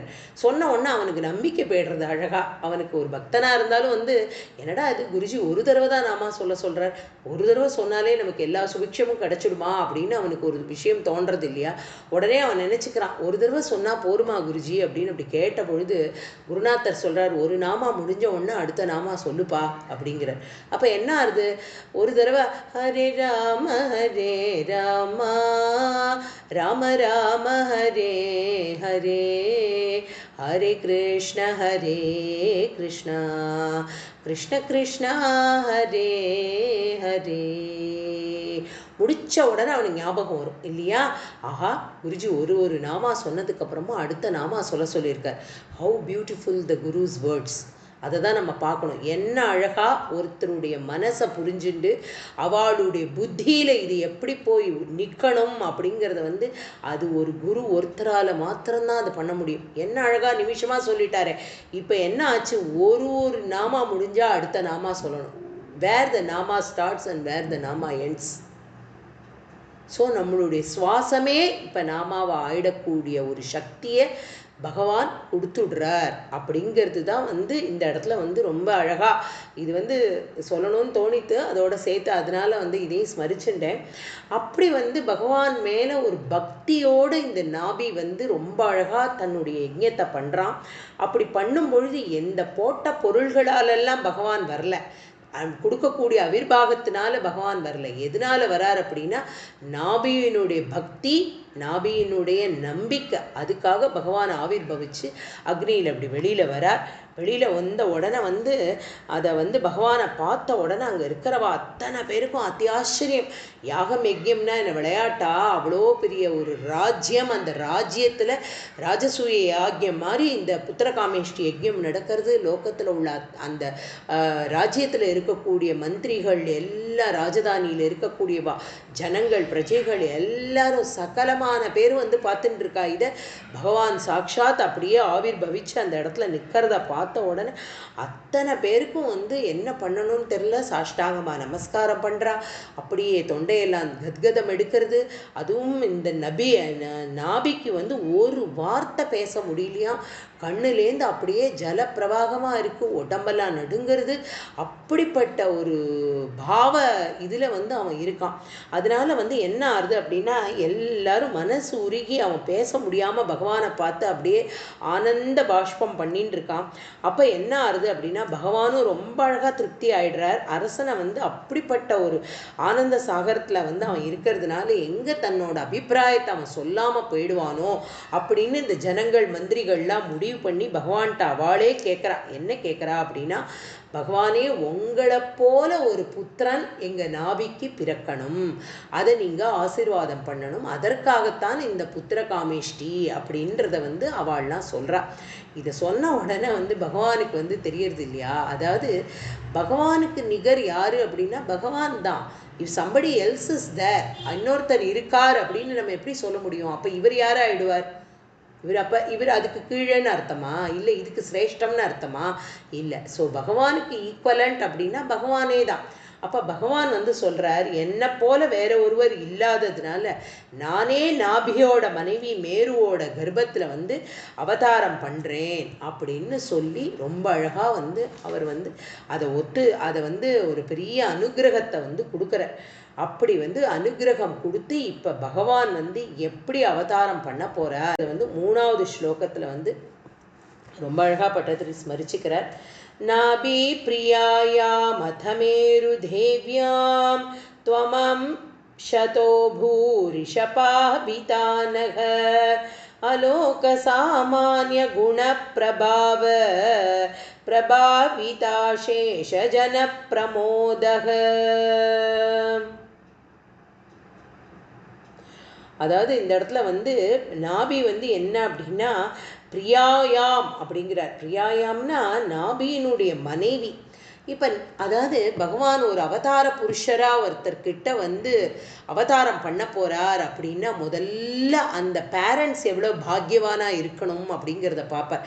சும்மா ஏதோ தானோன்னு ஒரு யாரோ ஒருத்தருக்கெல்லாம் வந்து பகவான் அவதாரம் பண்ணிட முடியாது. அவ்வளவு அத்தனை பக்தி பண்ணி பகவானுக்காகவே ஏங்கின்னு இருக்கிறவாளுக்குத்தான் பகவான் வந்து பிறப்பார் இல்லையா? எப்படி கபிலவாசுதேவராக பிறந்தார் அப்படிங்கிறத பார்த்தோம். சாக்ஷாத் கிருஷ்ணன் எப்படி வந்து தேவகி வசுதேவாளுக்கு வந்து குழந்தையா பிறக்கிறார் அப்படின்னா எத்தனை யுகங்களாக அவள் வந்து இந்த குருவாயூரப்பனை நமஸ்காரம் பண்ணிட்டு எத்தனை யுகங்களாக அவள் வந்து இந்த குருவாயூரப்பனுக்கு பூஜை பண்ணிட்டு பகவானே வந்து பிறக்கணும்னு கேட்டுன்றதுனால பகவான் வந்து அந்த பக்தியை மெச்சி தான் அவளுக்கு வந்து குழந்தையா பிறந்தார். அதே மாதிரி இங்கே மேரு தேவியாம் பிரியா யாமத மேரு தேவியாம் அப்படிங்கிறார். அதாவது இந்த பட்டத்திலே ரொம்ப பியூட்டிஃபுல் அவரோட வேர்ட்ஸ் எல்லாம். அப்போ அவர் வந்து என்ன சொல்கிறார் அப்படின்னா ரொம்ப பதிவிரதா தர்மத்தை அனுஷ்டிக்கக்கூடிய ஒரு தர்ம பத்தினி இந்த மேரு அப்படிங்கிறார். அதாவது தன்னுடைய கணவனான நாபி ராஜா வந்து எந்த தர்மத்தில் இருக்கானோ அந்த தர்மத்தை கடைப்பிடிச்சு அதற்கு எதிர்ப்பு தெரிவிக்காம அந்த தர்மத்தில் தானும் வழி நடந்து தன்னுடைய கணவனையும் வழி நடத்தி அந்த ஒரு காரியம் என்ன பூஜை பண்ணினா, என்ன மந்திரோபதேசம் வாங்கிண்டா, எத்தனை கோடி மந்திரம் ஜபம் பண்ணினாங்கிறதெல்லாம் இங்கே போடலை. அவள் வந்து பதிவிரதா கிருஹிணியா இருந்ததுனால அவளுக்கு இப்படிப்பட்ட ஒரு பாக்கியத்தை பகவான் கொடுக்கிறார் அப்படிங்கிறத அதில் வந்து சொல்கிறார். அதனால மேரு தேவி கிட்ட வந்து ரிஷபதேவர் அவதாரம் பண்ணுறார். அப்படி அவர் வந்து எப்படி இருக்கணும், அவர் அவதாரம் பண்ணுற இடம் அப்படின்னா பரம பவித்திரமாக இருந்தால் தானே பகவான் அங்கே வருவார். அதனால பகவான் வந்து ஒரு பகவானுக்கு அப்பாவாக இருக்கிறவர் எப்படி இருக்கணும், ஒரு தார்மீகனா ஒரு தர்மனிஷ்டராக இருக்கணும். வசுதேவருக்கு வந்து அப்படி சுகர் ஸ்லாகிக்கிறார் தன்னுடைய பாகவதத்தில். வசுதேவரை வந்து ஒரு பெரிய யோகீஸ்வரராக பார்க்குறார் நம்மளுடைய சுகாச்சாரியால். அப்படி வந்து ப்ரெசன்ட் பண்ணுறார் வசுதேவர். அப்படிப்பட்ட ஒரு யோகீஸ்வரருக்கு புத்திரனா பிறக்கணும் அப்படின்ற ஆசை அப்போ கிருஷ்ணனுக்கு வரணும்னா அந்த அப்பா எப்படிப்பட்ட இடத்துல இருக்கணும், அது மாதிரி இந்த இடத்துல வந்து நாபி அப்படி இருக்கான், ஒரு பெரிய தார்மீகனாக இருக்கான். அந்த பகவானுக்கு வந்து அம்மா மாதாவாக இருக்கக்கூடியவளுக்கு வந்து என்ன அப்படின்னா என்ன பெரிய சாஸ்திரங்களில் வந்து அவளுக்கு வந்து பெரிய பாண்டித்யம் இருக்கா தெரியல, அப்படி இருந்ததா தெரியல, பெரிய ஜப தபம் புண்ணியம் இதிலெல்லாம் பெரிய ஒரு சிரேஷ்டையாக இருந்தாளா தெரியல. ஆனாலும் அவள் என்ன அப்படின்னா ஒரு தர்மிஷ்ட, அதாவது அவள் வந்து ஸ்திரீகளுக்கே உரியக்கூடிய ஒரு தர்மம், அந்த தர்மத்தை வந்து கடைபிடிச்சா. பதிவிரதா தர்மம் அப்படிங்கிறதுல வந்து ரொம்ப ஸ்ட்ராங்காக கணவனுடைய வழியிலேயே அவள் வந்து போயிட்டே இருந்தா. அதனால வந்து நாபி பிரியாயாம் அப்படிங்கிறார். நாபி தன் மனசுக்கு நடந்த மனைவி அப்படிங்கிறத வந்து பட்டத்திரி அழகாக ஒரே வார்த்தையில் போட்டுட்டார். அப்படிப்பட்ட பதிவிரதையாக அவள் இருந்ததுனால தான் ரிஷபதேவர் அவளுக்கு வந்து குழந்தையா பிறக்கிறார். அதனால வந்து இந்த இடத்துல வந்து அதாவது ஒரு குழந்தை ரிஷபர் அப்படிங்கிறதுக்கு என்ன அர்த்தம் அப்படின்னா அதிசிரேஷ்டமானவர் அப்படின்னு அர்த்தம். அதனால தான் அவருக்கு வந்து ரிஷபர்னு பேர். அவர் வந்து என்ன அப்படின்னா ஒரு ரிஷபதேவராக பிறந்திருந்தாலும் பின்னாடி பார்க்க போகிறோம் அவர் வந்து ஒரு அவதூத சந்நியாசி அப்படிங்கிறா. அவதூத சந்நியாசின்னா ஒரு லோகத்துக்கு தர்மம் எது அப்படிங்கிறத காட்டுறதுக்காக அவதாரம் எடுத்தது தான் இந்த ரிஷபருடைய சரித்திரம். இப்படிப்பட்ட பேர் அதனால தான் அவருக்கு வந்தது அப்படிங்கிறத வந்து ரொம்ப அழகாக வந்து சுகர் வந்து தன்னோட பாகவத கத்தியம் இந்த 5வது ஸ்கந்தம் பூரா கத்திய ரூபமாக தான் இருக்குது. அதில் வந்து அழகாக சொல்கிறார்.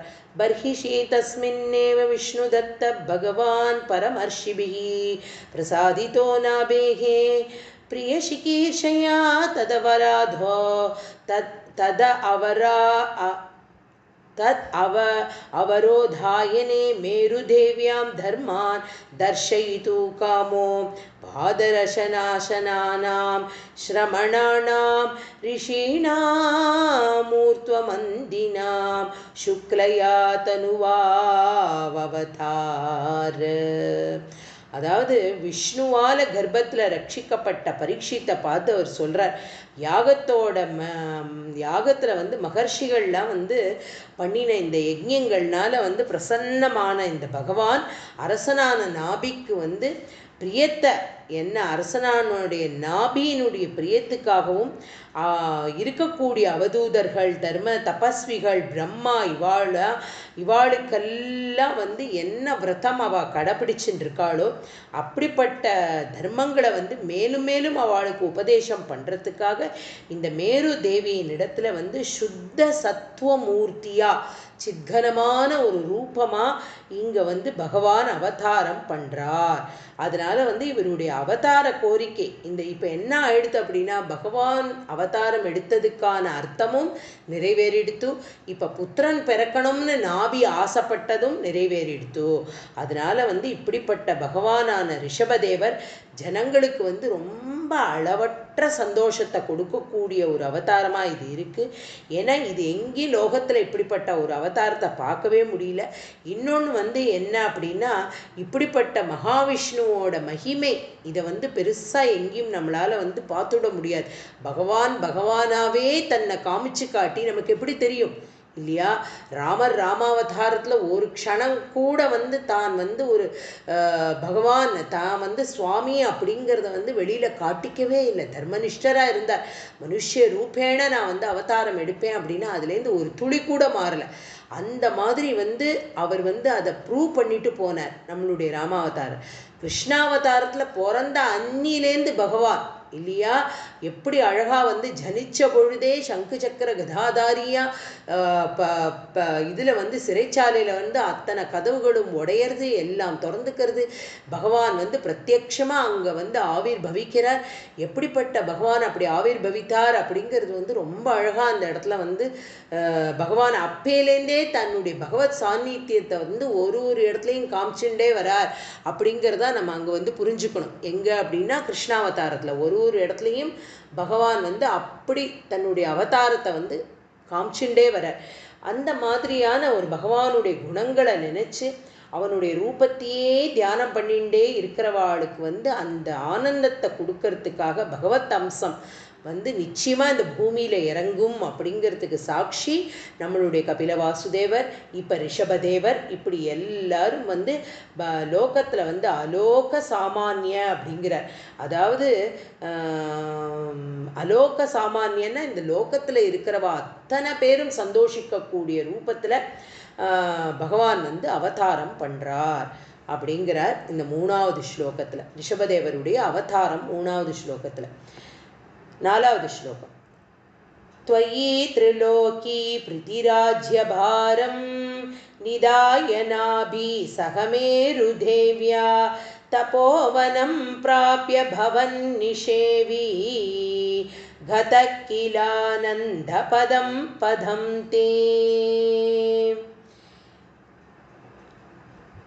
அதாவது இந்த நாபி இந்த பெரிய ராஜா இல்லையா, இந்த நாபி இந்த மூ உலகத்தையும் தாங்கி நிற்கக்கூடிய இந்த பகவான் இல்லையா, இந்த சுவாமி அவள்கிட்ட வந்து என்ன அப்படின்னா, இப்போ யார் வந்துட்டார், இந்த மூ உலகத்தையும் தாங்கக்கூடிய, இந்த மூ உலகத்தையும் ஆட்சி பண்ணக்கூடிய, இந்த 3 லோகத்துக்குமே அதிபதியாக இருக்கக்கூடிய பகவான் தான் இங்கே ரிஷபதேவராக அவதாரம் பண்ணியிருக்கார்.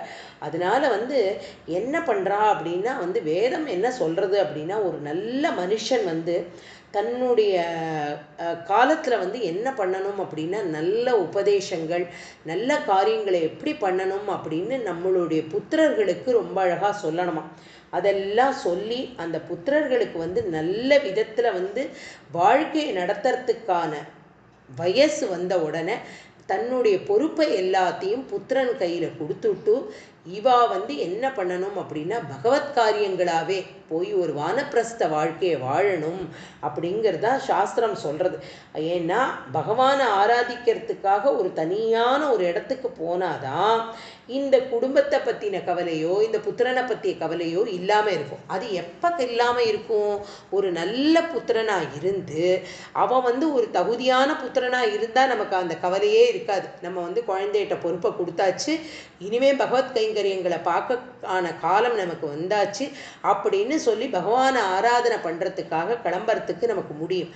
ஆனால் ஒரு சத்புத்திரனா இல்லாதவனா இருந்தான்னு வச்சுக்கோங்க, அவன்கிட்ட எப்படி ஒரு ராஜ்யத்தை கொடுக்க முடியுமா, ஒரு வீட்டை கொடுக்க முடியுமா, அவனுக்கு திருமணமாகி இருக்கிற குழந்தைகள் இவாளெல்லாம் விட்டுட்டு போக முடியுமா? அப்போ நம்மளோட அஜ்ஞானம் என்ன அடிச்சுக்கும், ஐயோ இவனை பற்றியே நினச்சிட்டு இருப்போம். எந்த கோயிலுக்கு போனா என்ன, எந்த க்ஷேத்திரத்துக்கு போனா என்ன, எந்த தீர்த்தாடனத்துக்கு போனா என்ன, எங்கே போனாலும் இந்த பிள்ளைய பற்றிய கவலையே வந்து மனசை வந்து ரொம்ப வருத்தப்படுத்த வைக்கும்.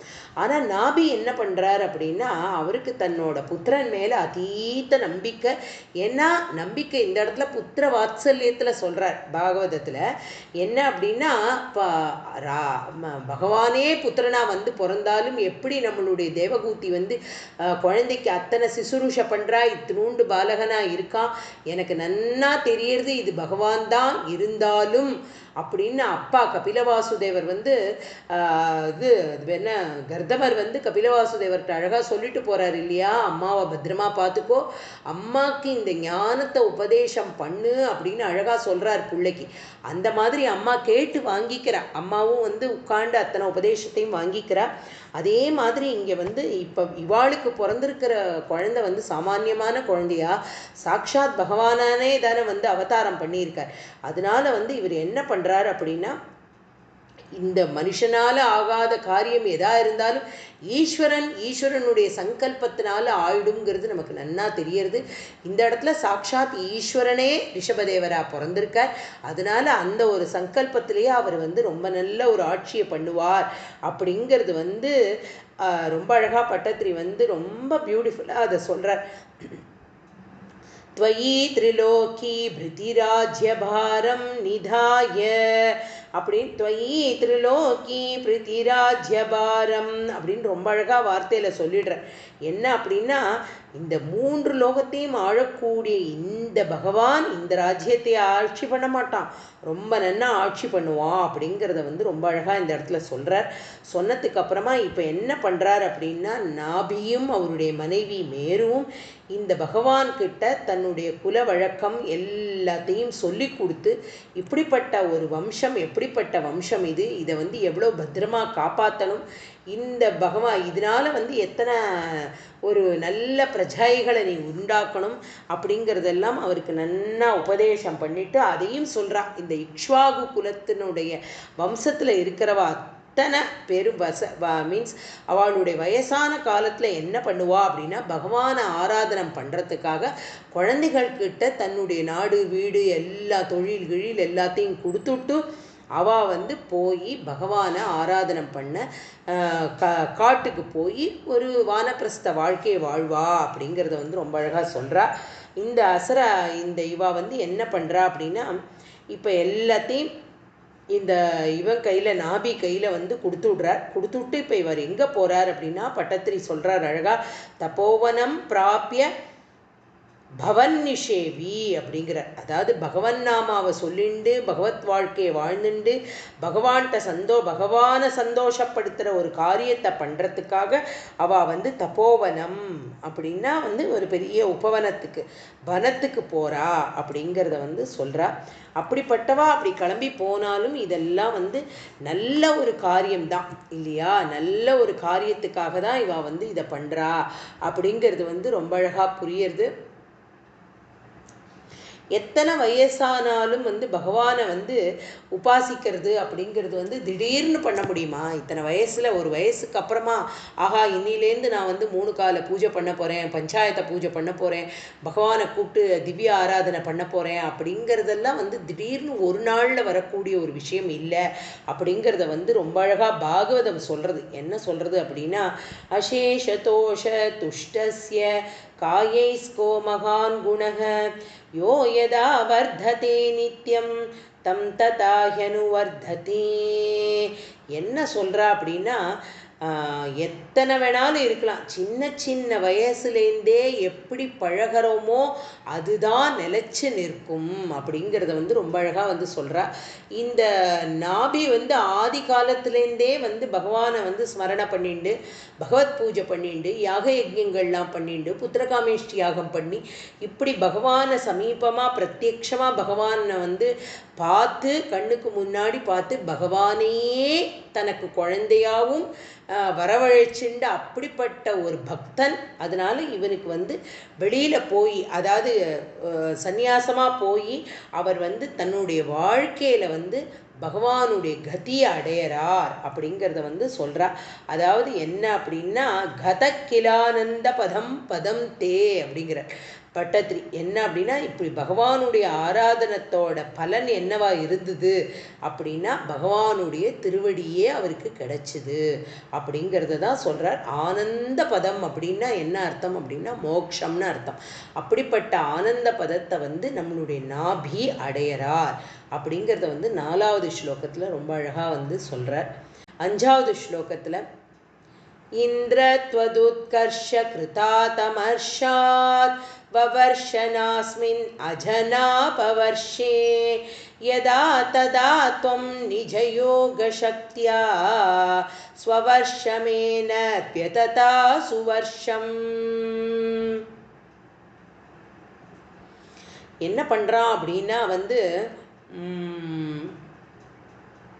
ரொம்ப அழகாக வந்து இந்திரனோட இதை வந்து சொல்கிறார். இந்திரனோட குணத்தை வந்து இந்த இடத்துல வந்து பட்டத்திரி ரொம்ப அழகாக ஸ்மரிச்சுக்கிறார். என்ன அப்படின்னா, ஒரு இந்திரனுக்கு சுபாவமாகவே மற்றவா யாரும் நன்னா இருக்கிறது வந்து அவ்வளவா பிடிக்காதாம்.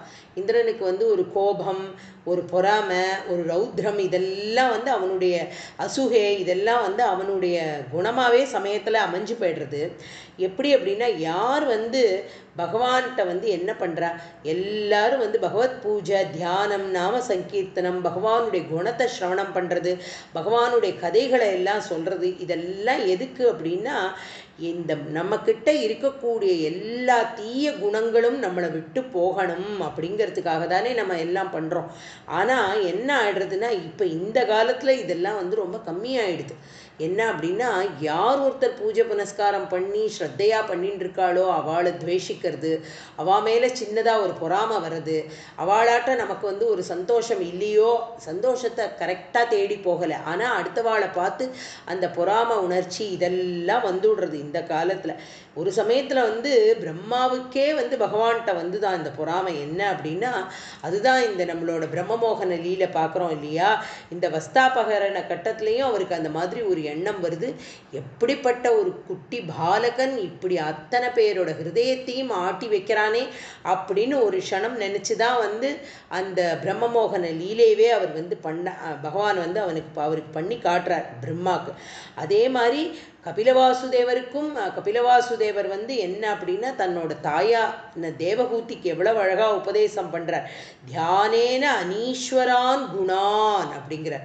என்ன அப்படின்னா, பகவத் தியானத்துல மாத்திரம்தான் இந்த அஜ்ஞானம், இந்த காமம், குரோதம், இந்த எல்லா லோபம், ஆச்சரியம் அப்படிங்கிற அத்தனை தீய குணங்களும் எங்கே பொசுங்கி போகும் அப்படின்னா பகவத் தியானத்தில் பகவானை ஆராதனம் பண்ணுறதுல தான் கிடைக்கும். வெட்டி பேச்சு பேசுறதுல கிடைக்காது அப்படின்னு ரொம்ப அழகாக வந்து தேவகூதிக்கு பகவானே உபதேசம் பண்ணுறார்.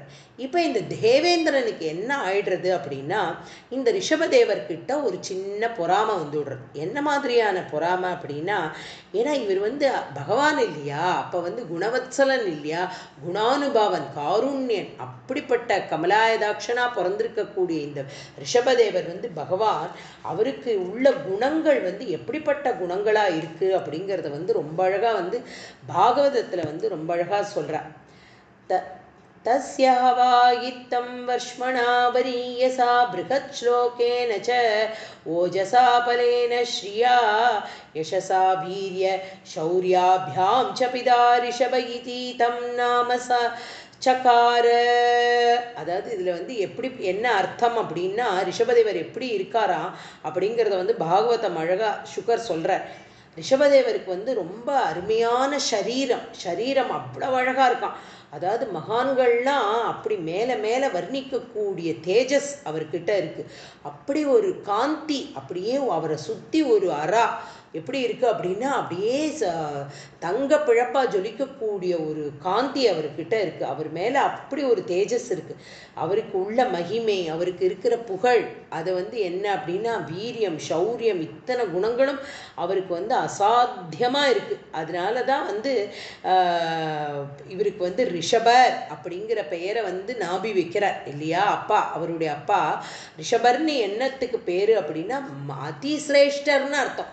அதனால தான் ரொம்ப அதிசிரேஷ்டராக இருக்கிறவாளுக்கு பேர் ரிஷபர் அப்படிங்கிற பெயர்.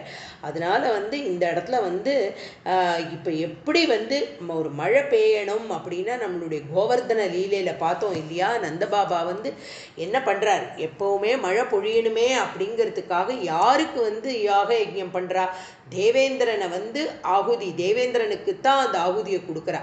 அப்போ பகவான் அந்த இடத்துல கிருஷ்ணர் வந்து சொல்கிறார், அப்பா நீ வந்து ஒருத்தனுடைய கடமைக்கு வந்து லஞ்சமாக இதை கொடுக்கணும்னு அவசியம் இல்லை. தேவேந்திரனுடைய கடமை என்ன அப்படின்னா, சகல இடங்களுக்கும் மும்மாறி பொழிஞ்சு அதை சுபிக்ஷம் பண்ணுறது தான் அவனுடைய கடமை.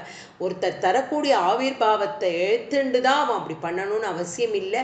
அதுக்கு பதில் நம்ம வந்து இங்கே இருக்கக்கூடிய நம்மளுடைய கோவர்தனனுக்கே பூஜை பண்ணலாம், கோவர்தகிரிக்கு பூஜை பண்ணலாம்னு சொல்லி பகவான் கோவர்தகிரிக்கு பூஜை பண்ணுறதுக்காக அத்தனையும் பண்ணும் பொழுது தேவேந்திரனுக்கு அசாத்தியமாக கோபம் வந்து அப்படியே 7 நாள் விடாமல் மழை பொழிஞ்சு அந்த கோகுலத்தையே பிருந்தாவனத்தையே அழிக்கிறதுக்கு பார்க்குறான். அப்போ அனாயாசமாக பகவான் தன்னுடைய சுண்டு விரலால் ஒரு நாய்க்குடையை தூக்குற மாதிரி அப்படி பியூட்டிஃபுல்லாக அதை தூக்கி 7 நாள் சப்தாகம் பண்ணுறார். பகவானே வந்து முதல் சப்தாகம் பண்ணுறார். அப்படின்னா என்ன அர்த்தம், பகவத் குணங்களை கேட்கறதும், பகவானை ஆராதனை பண்ணுறதும், பகவானை பார்க்கறதும், பகவானை ஸ்பர்ஷிக்கிறதும், பகவானை போய் கட்டிக்கிறதும், அங்கே வந்திருக்கிற கோபிகைகள்லாம் பகவானுடைய தோல் பலம் எப்படி இருக்குது, அவனுடைய அந்த முஷ்டியை வந்து ரொம்ப அழகாக வந்து அப்படி இப்படி தொட்டு தொட்டு பார்த்துட்டு போகிறா, அவனுடைய கன்னத்தை தடவரா, அந்த கன்னத்தில் வந்து முத்தம் கொடுக்குறா, அவள்லாம் அப்படி ஆசைப்படுறா. அத்தனை ஜனங்களும் பிருந்தாவனமே அந்த கோவர்தனகிரிக்கு அடியில் கொண்டு வந்து பகவான் நிறுத்தி, அதாவது ஒரு சப்தாகம், பகவானுடைய சப்தாகம், பகவான் நாமா அப்படின்னா எல்லாரும் ஒரு இடமா இருக்கணும். அதுதானே பாகவத குடும்பம். அப்படிப்பட்ட எல்லாரும் ஒரு இடத்துல சேர்ந்து ஒரே விஷயத்தை பேசி ஒருத்தருடைய மகிமையே பாராட்டி அவனுடைய கல்யாண குணங்களெல்லாம் கேட்டு அதையே சிரவணம் பண்ணி அதையே கதாசிரவணம் பண்ணி அதையே மேலே மேலே வந்து அந்த ஸ்லோகங்களையே பாராயணம் பண்ணி அப்படிப்பட்ட ஒரு சமயம் எது அப்படின்னா அதுதான் பாகவத சப்தாகம் அப்படிங்கிறது. அப்படிப்பட்ட ஒரு சப்தாகமாகவே பகவான் 7 நாள் அந்த கொடையை பிடிச்சிட்டு நிற்கிறான் கோவர்தனத்தை. அந்த மாதிரி ஒரு அபரிதமான ஒரு காரியத்தை பண்ணினார் பகவான் தன்னுடைய அவதாரத்தில். இப்போ இதே மாதிரி என்ன அப்படின்னா, இப்போ இந்த ரிஷபதேவர் என்ன பண்ண போகிறார் அப்படின்னா, யாருடைய அனுமதியினால் மழை பொழியணுமோ, இந்த தேவேந்திரன் அனுப்ப வேண்டிய மழையை அவன் அனுப்பலை. அந்த தேசத்துக்கு வந்து சுபிக்ஷம் இல்லாமல் இருக்கக்கூடிய இந்த சமயத்தில் ரிஷபர் வந்து தன்னுடைய தியானத்திலையும் தனக்கு தெரியறது நன்னா, தேவேந்திரனுக்கு வந்து ஏதோ ஒரு கிளேஷம், ஒரு பொறாமை, ஒரு ஜெலஸ் அவனுக்கு வந்துடுத்து அவன் பண்ண மாட்டேங்கிறான். அப்படிங்கிறதுனால அவர் என்ன பண்ணுறார் அப்படின்னா, தன்னுடைய ராஜ்யத்துக்கு தானே மழையை வரவழைக்கிறார். தன்னுடைய ராஜ்யத்தில் தானே மழை பொழிய வைக்கிறார். அப்படிப்பட்ட சக்தி அவர்கிட்ட, ஏன்னா சாட்சாத் பகவான் இல்லையா, அவருக்கு அந்த சக்தி இல்லையா? ஈவந்தோ அவர் அவதாரமாக இருந்தாலும் உள்ளுக்குள்ள அந்த சைத்தன்யமாக இருக்கக்கூடிய அந்த சக்தி எங்கேயாவது போயிடுமா? போகாது இல்லையா?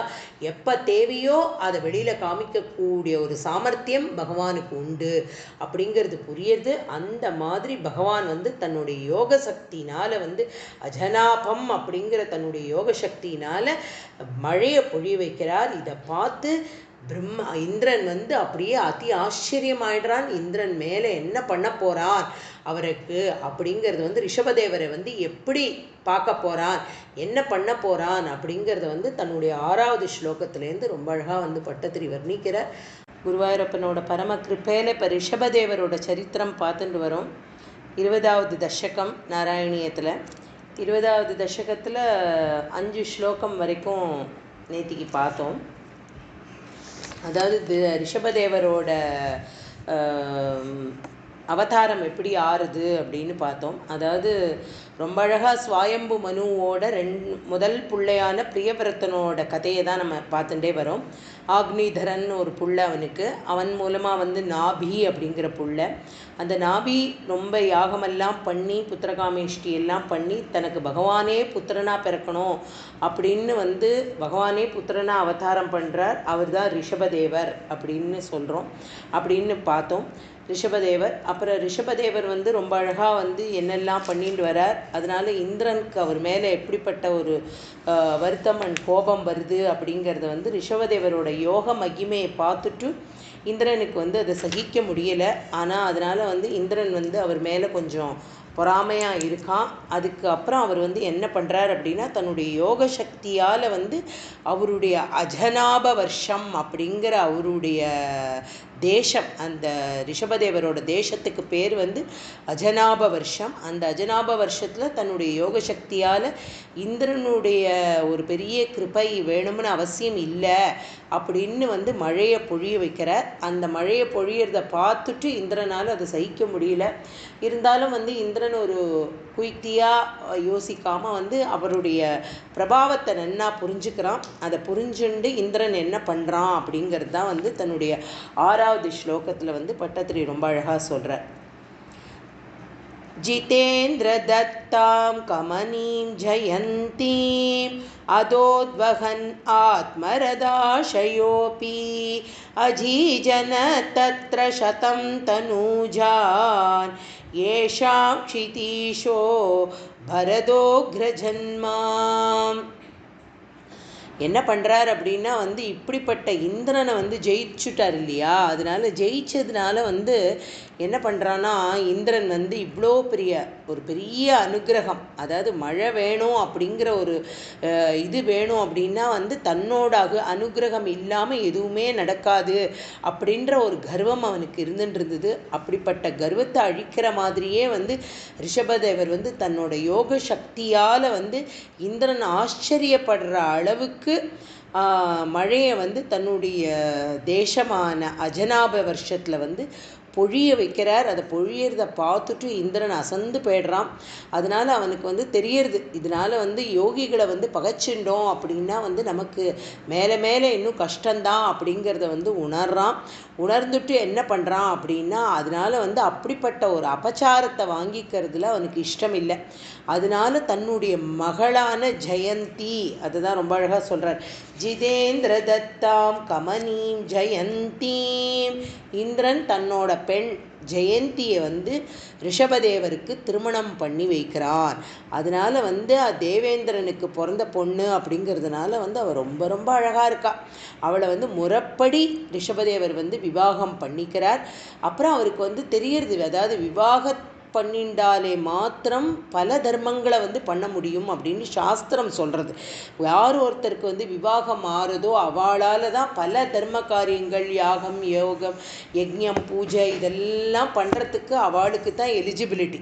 ஸோ அதனால் அவருக்கு ரொம்ப நன்னா அது தெரியறதுனால ஜெயந்தியோட திருமணம் ஆறுது. ஜெயந்தியோட திருமணமாகி ரிஷபதேவருக்கு 100 புத்திரர்கள் பிறக்கிறா. எத்தனை புத்திரர்கள்? 100 புத்திரர்கள் பிறக்கிறா. அப்படிப்பட்ட 100 புத்திரர்களில் முதல் பையன் யார் அப்படின்னா அவர் தான் சாக்ஷாத் பரதன் அப்படின்னு பேர் அவருக்கு. அந்த பரதன்னால தான் இன்னைக்கு நம்மளுடைய இந்த அதாவது அவர் வந்து எப்படின்னா பல வருஷம் பாகவதத்தில் ரொம்ப அழகாக விஸ்தீரமாக சொல்லியிருக்கா. இதை தீபத்தையும் ஆண்டுன்னு இருந்தான். அதாவது 7 தீபங்களையும் ஆண்ட ஒரு ராஜா அப்படின்னா அவன் அதாவது மகா சக்கரவர்த்தி, பரத மகா சக்கரவர்த்தி அவர். அதனால தான் இந்த 7 தீபத்தையும் அவன் ஆண்டதில் இந்த பாரதமும் ஒன்று. அதனால தான் நம்ம நாட்டுக்கு வந்து பாரதம் அப்படிங்கிற பேர் இந்த பரதன் மூலமாக தான் நமக்கு வந்தது.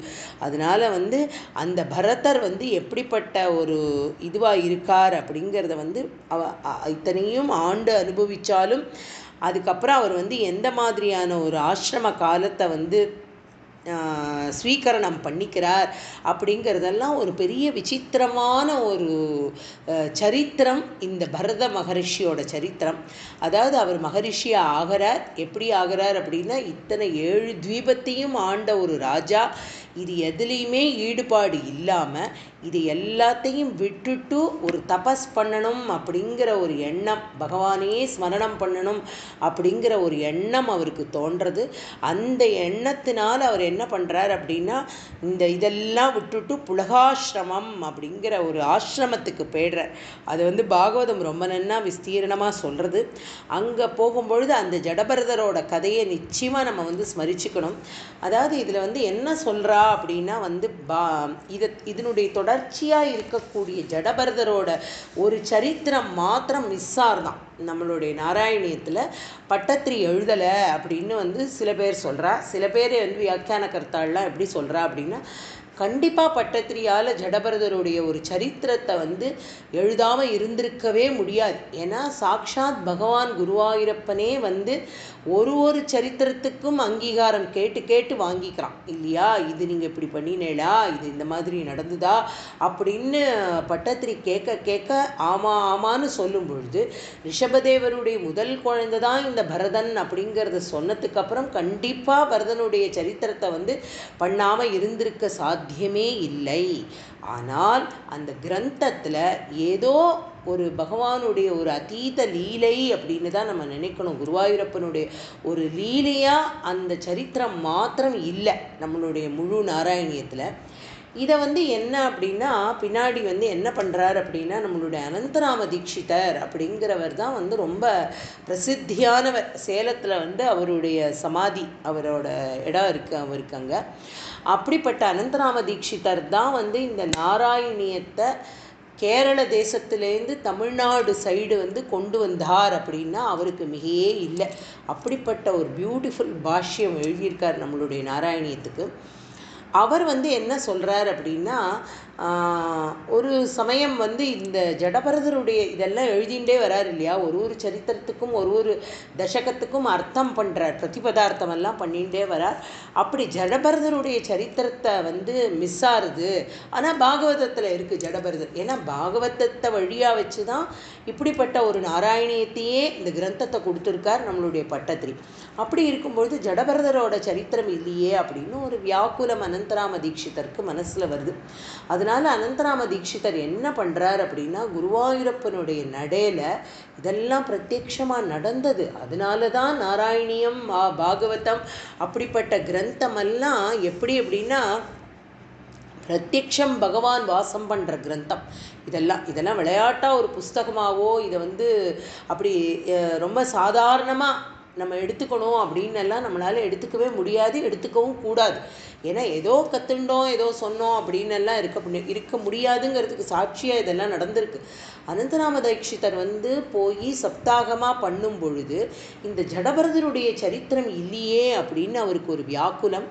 அவருக்கு மனசில் அந்த ஒரு கஷ்டம் தோணின உடனே அவர் பகவானை பிரார்த்தனை பண்ணிக்கிறார். குருவாயூரப்பனோட கிருபையில் இந்த நாராயணியத்தை எப்படி பட்டத்திரி எழுதினாரோ அதே மாதிரி ஜடபரதருடைய சரித்திரத்தை பாகவதத்தை வந்து மையமாக வச்சு 3 தசகம் பண்ணியிருக்கார். 3 சாப்டர்ஸ் வந்து எழுதியிருக்கார் நம்மளுடைய அனந்தராம தீட்சிதர். அது அவருடைய புக்கில் மாத்திரம்தான் இருக்குது. பல பேரோட புஸ்தகத்தில் அது இருக்கா இல்லையான்னு தெரியல. ஏன்னா இந்த முதல் தசகம், அதாவது முதல் வால்யூம் முடிஞ்ச உடனே பின்னாடி இருக்குது ஜடபரதரோட சரித்திரம்னு ஒரு 30 ஸ்லோகம் அவர் பண்ணியிருக்கார் சமஸ்கிருதத்தில். சான்ஸ்கிரிட்டில் அவரும் அதே மாதிரி நாராயண பட்டத்திரியோட அதே பாவத்தில் அப்படியே பிரத்யட்சமாக நாராயண பட்டத்திரி இன்னொரு அவதாரம் எடுத்திருக்கார் அப்படின்னா அது வந்து அனந்தராம தீட்சிதர் தான். ஏன்னா பிரத்யட்சமாக அப்படி பகவானை அனுசந்தானம் பண்ணி பகவான்கிட்ட வந்து ஒரு ஆக்ஞையாக அதை வாங்கிட்டு ஜடபரதரோட சரித்திரத்தை அவர் தன்னுடைய பாஷ்ய நூலில் சொல்லியிருக்கார். கண்டிப்பாக பாகவதம் படிக்கிறவா ஜடபரதரோட சரித்திரத்தை மிஸ் பண்ணவே முடியாது. ஏன்னா பெரிய ஞானி, எப்படிப்பட்ட ஒரு தபஸ்வி அவர் அப்படிங்கிறத வந்து நம்ம பின்னாடி ஜடபரதரோட சரித்திரத்தை வந்து நம்ம பார்க்கும்பொழுது அதை கண்டிப்பாக வந்து நன்னாவே ஸ்மரிக்கலாம். ஜஸ்ட் ஒரு ஹிண்ட்டுக்காக சொல்கிறேன். இந்த பரதன் யார் அப்படின்னா அவர் தான் ஜடபரதர் அப்படிங்கிறது வந்து நமக்கு தெரியணும் இல்லையா? ஏதோ ஜடபரதரோட சரித்திரம்னு நம்மளும் கேட்டிருக்கோம். நமக்கு வந்து இவர் தான் அவர் அப்படிங்கிறது வந்து புரியணும். அதனால் வந்து அந்த மாதிரியான ஒரு பெரிய சரித்திரம் அவரோடது. அப்படிப்பட்ட ஜன்மா அவருக்கு. அவர் வந்து புலகாசிரமத்துக்கு போகிறார். ஒரு மான் மேலே வந்து தன்னோட தபஸெல்லாம் மறந்து ஒரு மான்குட்டியை வந்து வளர்க்குறார். அந்த மான் பரிதவிச்சு சாகர தருவாயில் வந்து அந்த மானையே நினச்சிண்டு இவருடைய பிராணம் போகிறது. மறு ஜன்மாவில் மீண்டும் மானாக பிறக்கிறார். அது ஒரு ஜன்மா அவருக்கு. தன்னுடைய எத்தனை பிரயத்தனம், தன்னுடைய மோட்ச கதியை அடையறதுக்காக பகவான்கிட்ட இவ்வளவு பிரயத்தனம் பண்ணினவர். ஒரு மான் மேலே பிரியம் வச்சதுனால அந்த மானாட்டமே அடுத்த ஜென்மா பிறந்து அந்த மானும் போக மீண்டும் ஒரு ஜென்மா எடுக்கிறார். அதுதான் ஜடபரதராக எடுந்து அந்த ஜடபரதரோட அவருடைய மோட்சம் ஆயிடுறது. அப்படிப்பட்ட ஒரு அற்புதமான ஒரு சரித்திரம் ஜடபரதரோடது. அதை கண்டிப்பாக வந்து நம்ம பின்னாடி ஸ்மரிச்சுக்கலாம். இப்போ இந்த மாதிரி வந்து என்ன சொல்கிறார் அப்படின்னா, எல்லா ரசமான சரித்திரமும் பண்ணிட்டு ஜடபரதர் வந்து அதில் வந்து ரகுகணன் அப்படிங்கிறவனுக்கு வந்து ஒரு பெரிய உபதேசம் பண்ணுறார் ஒரு ராஜாக்கு. ரகுகணன்கிற ராஜா, இதெல்லாம் ரொம்ப பிரசித்தி நம்மளுடைய பாகவதத்தில். ஜடபரதர் சரித்திரம் சொல்லாதவாளே கிடையாது. மகான்கள் அத்தனை பேரும் ஜடபரதரோட சரித்திரத்தை வந்து ஸ்மரிச்சுப்பா. அப்படிப்பட்ட ஒரு சரித்திரம் அவரோடது.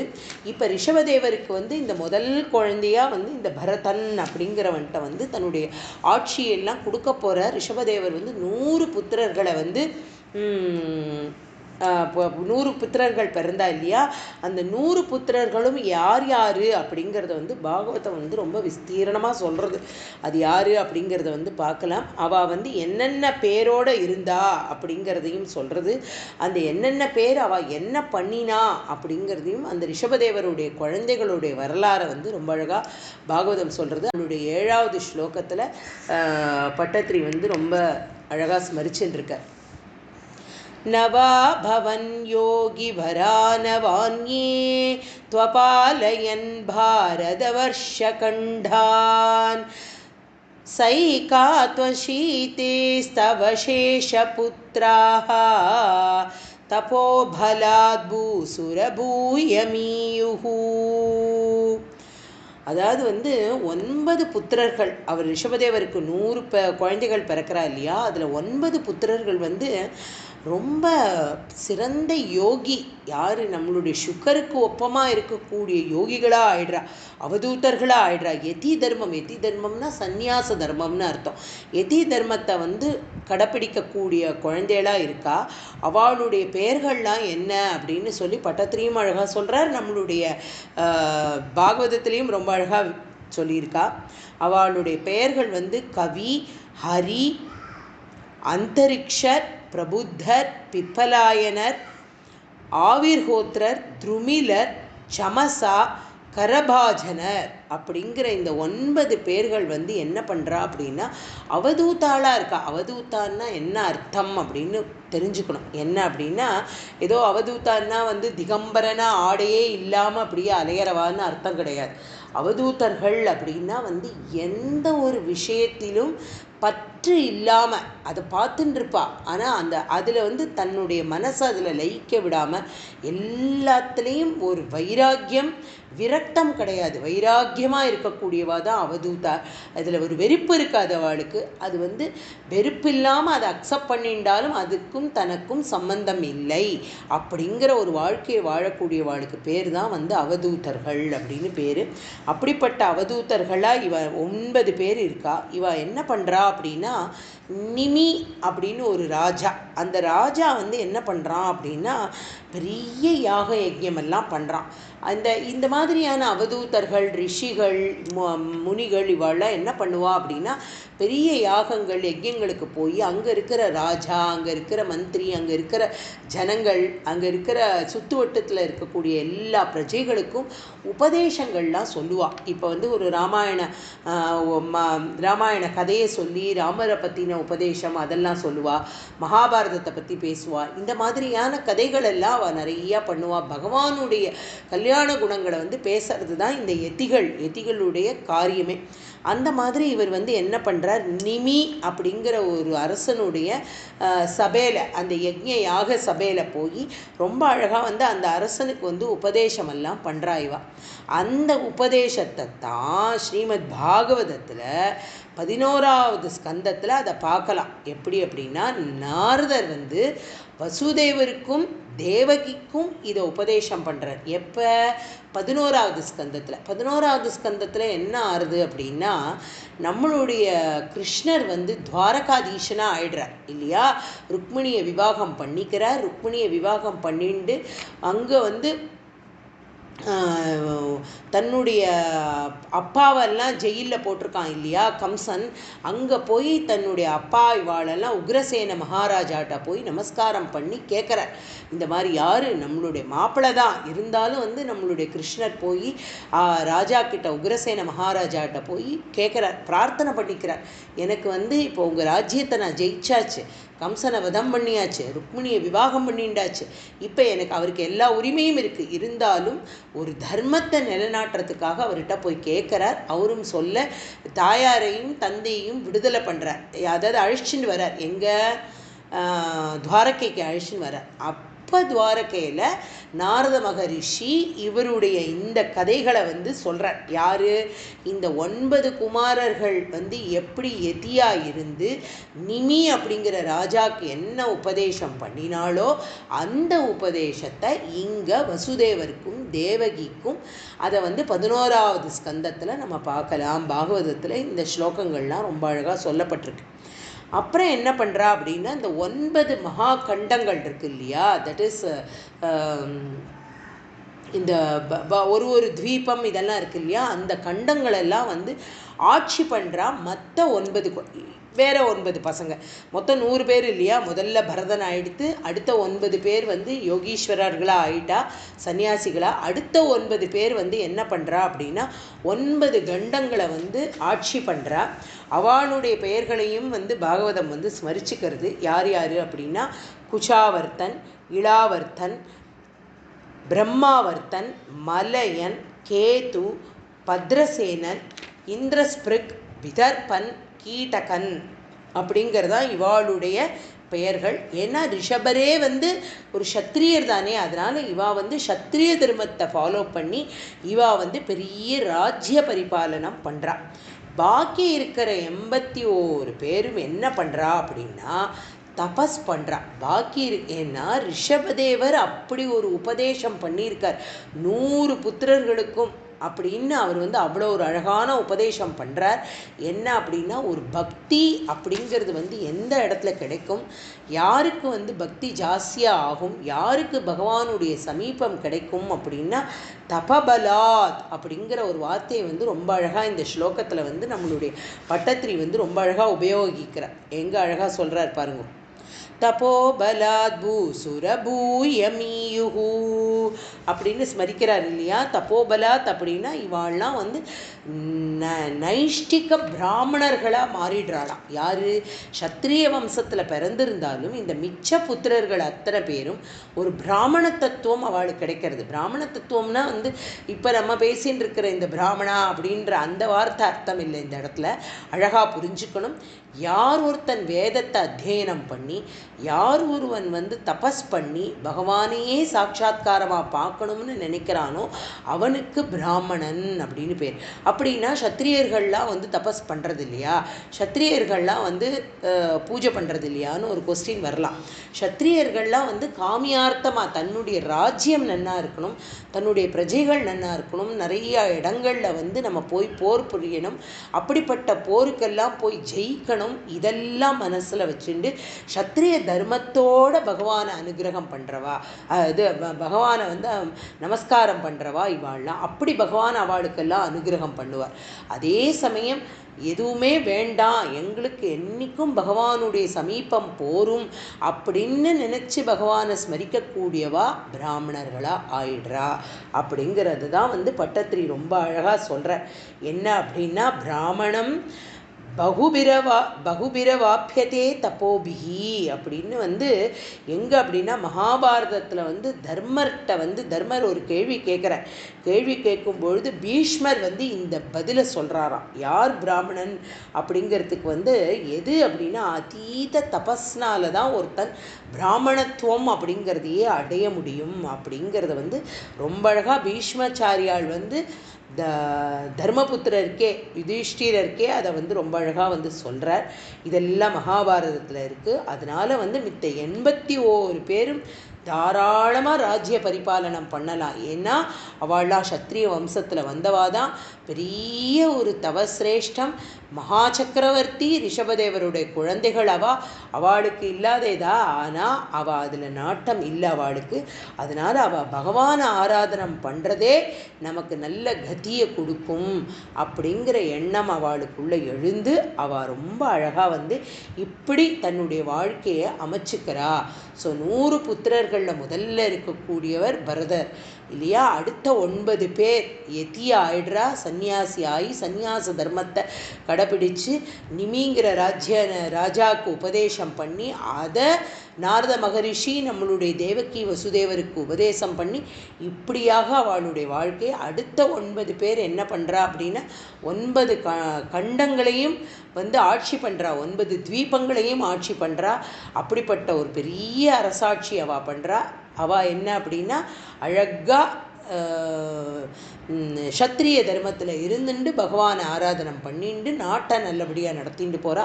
மிச்ச பேர் அத்தனை பசங்களும் எல்லாரும் பகவானை சமீபமாக பார்க்கணும், பகவானிடத்துலையே நம்மளுடைய மனசு லயிக்கணும் அப்படிங்கிற ஒரு பிராமண தத்துவத்தை அடைஞ்சு அப்படிப்பட்ட ஒரு பக்தி பண்ணிட்டு இருக்கா.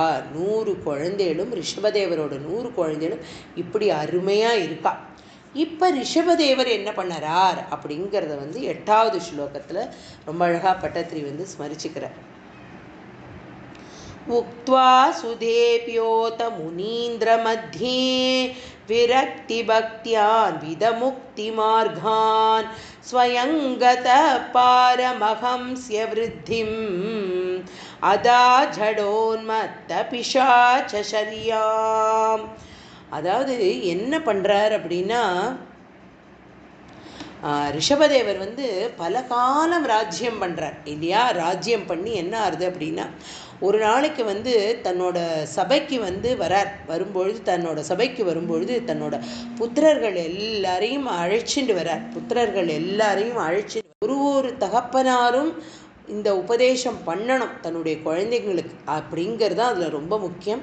அதில் வந்து ஒவ்வொரு பிதாவும் தன்னோட புத்திரர்களுக்கு எப்படிப்பட்ட ஒரு உபதேசத்தை இவர் கொடுக்குறாருன்னு பார்த்தா அப்படிலாம் கொடுத்துருந்தான்னா லோகத்தில் வந்து தர்மத்தை தவிர வேறு எதுவுமே வந்திருக்காது. அப்படி தர்மமான ஒரு வாழ்க்கையை வந்து எல்லாராலையும் வாழ்ந்திருக்க முடியும் அப்படிங்கிறத தான் வந்து இங்கே ஸ்மரிச்சுக்கிறார்.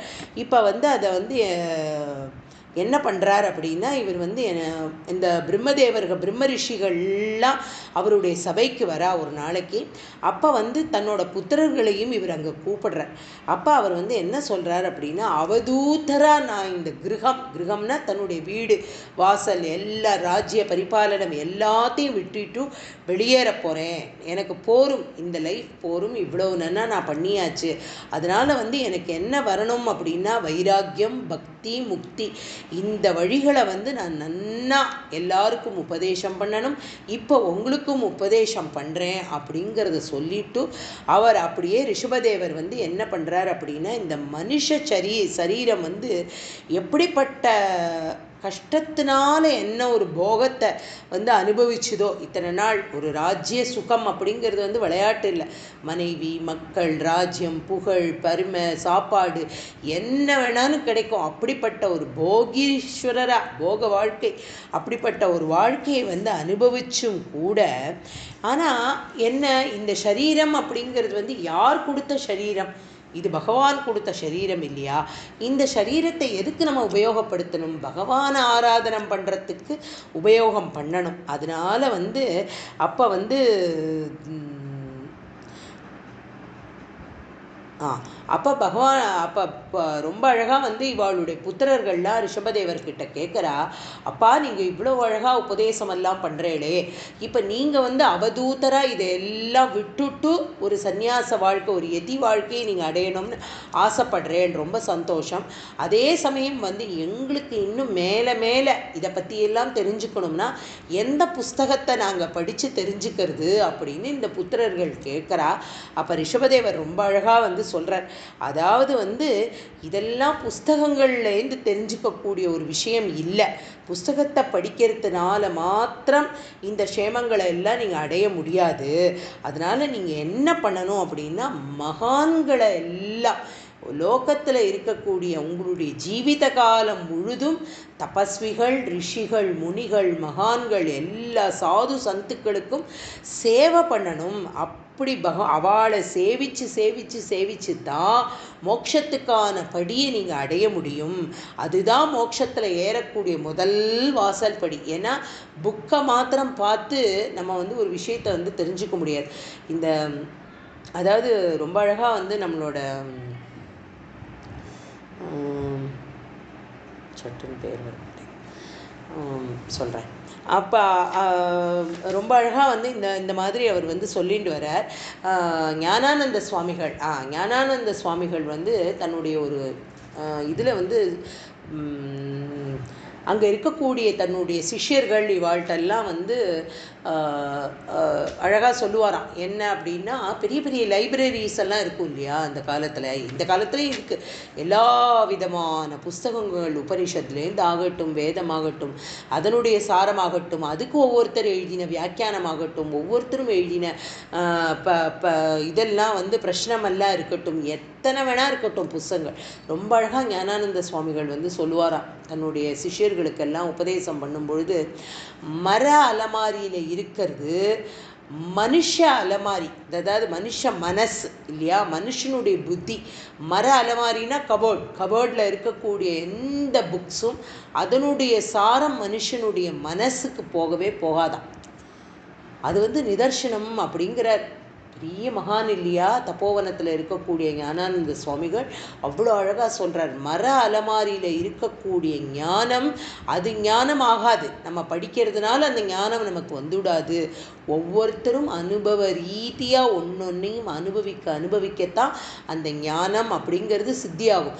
அதாவது எத்தனையோ கிரந்தங்கள் படிச்சிருக்கோம், எவ்வளவோ படிச்சிருக்கோன்னு ஒரு அகங்காரம் வந்துவிடுறது இல்லையா, அழிச்சுடும். அது எல்லாத்தையும் வந்து அதுதான் பகவான் வந்து ஒரு எப்படி ஒரு மாயா அப்படிங்கிற ஒரு சக்தியை வந்து தனக்குள்ளே வச்சுண்டு இந்த உலகத்தை அப்படியே சக்கரம் மாதிரி சுத்தறான் அப்படின்னா அது எவ்வளோ பெரிய ஒரு விஷயம். இன்னைக்கு கார்த்தால பண்ணின ஒரு சமாச்சாரம் நமக்கு வரமாட்டேங்கிறது.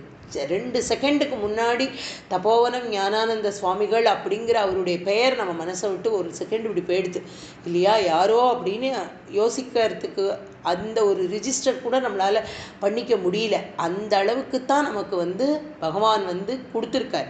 எப்போ அகண்டமாக இது விரியணும் அப்படின்னா வந்து அகண்டமாக அத்தனை பேருக்கும் இந்த பிரேம, அன்பு, ஆசை இதெல்லாம் வந்து அகண்டமாக நம்ம மனசில் இருக்கணும். கொஞ்சம் கூட கிளேஷம் இருக்கக்கூடாது, கொஞ்சம் கூட பொறாமை இருக்கக்கூடாது. எல்லாமே சகலம் பகவான் பகவான் பகவான் அப்படிங்கிற ஒரு எண்ணம் நம்ம மனசில் வர வர வர கொஞ்சம் கொஞ்சமாக இந்த பக்தி, ஞானம், வைராக்கியம் இது எல்லாத்தையும் பகவான் நமக்கு பிச்சையாக போடுவான்.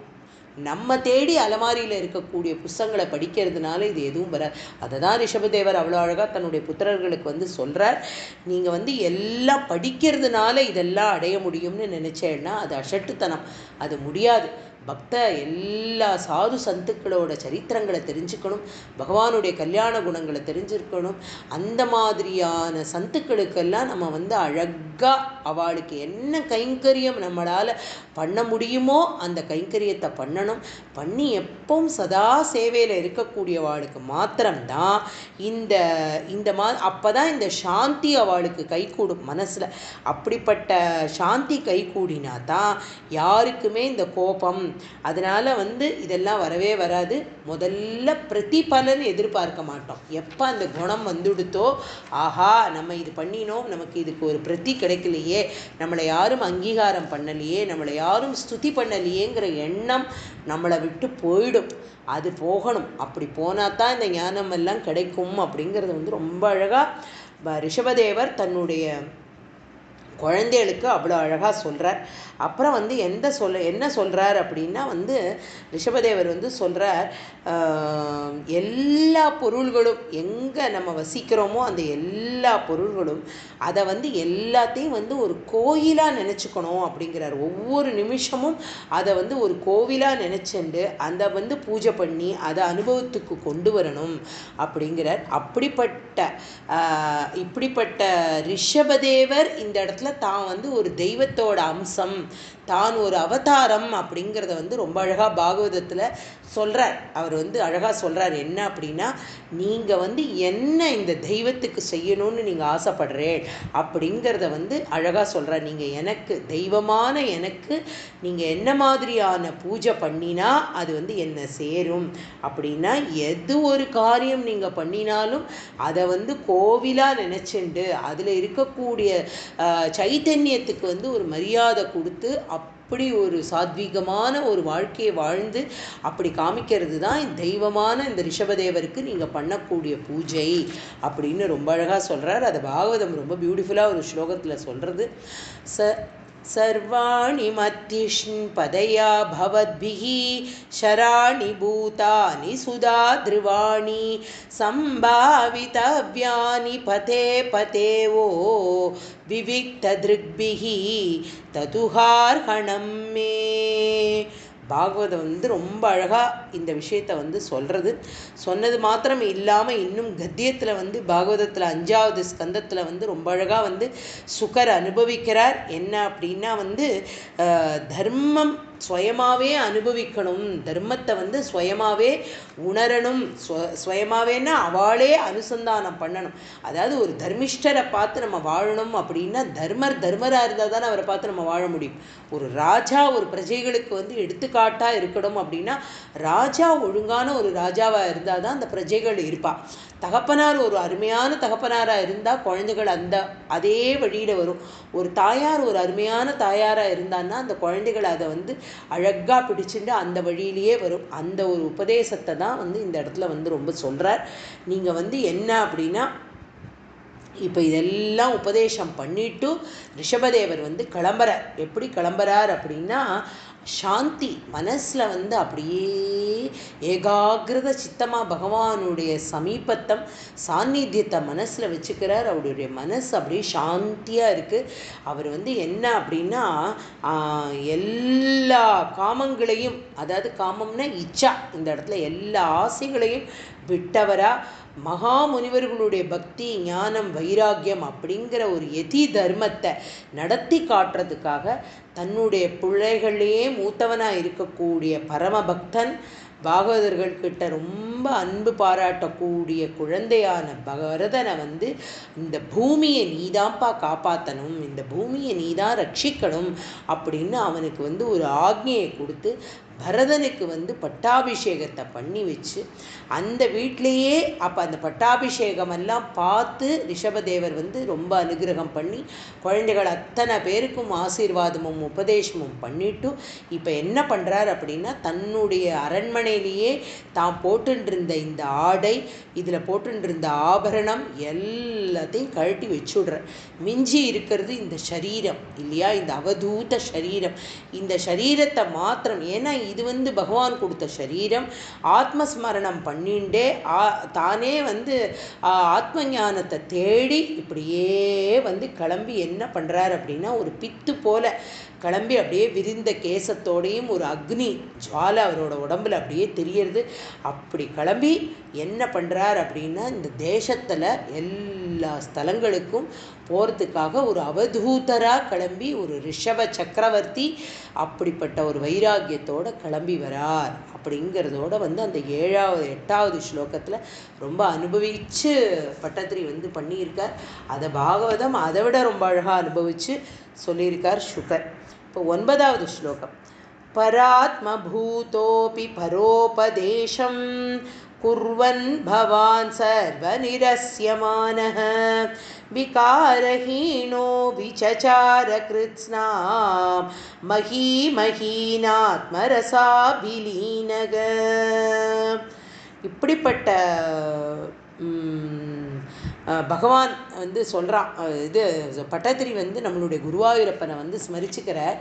இப்படிப்பட்ட பகவானாக இருக்கக்கூடிய நீங்கள் வந்து இதெல்லாம் இவ்வளோ அழகாக பார்த்துட்டே வந்தேளா அப்படின்னு வந்து கேட்குறார்.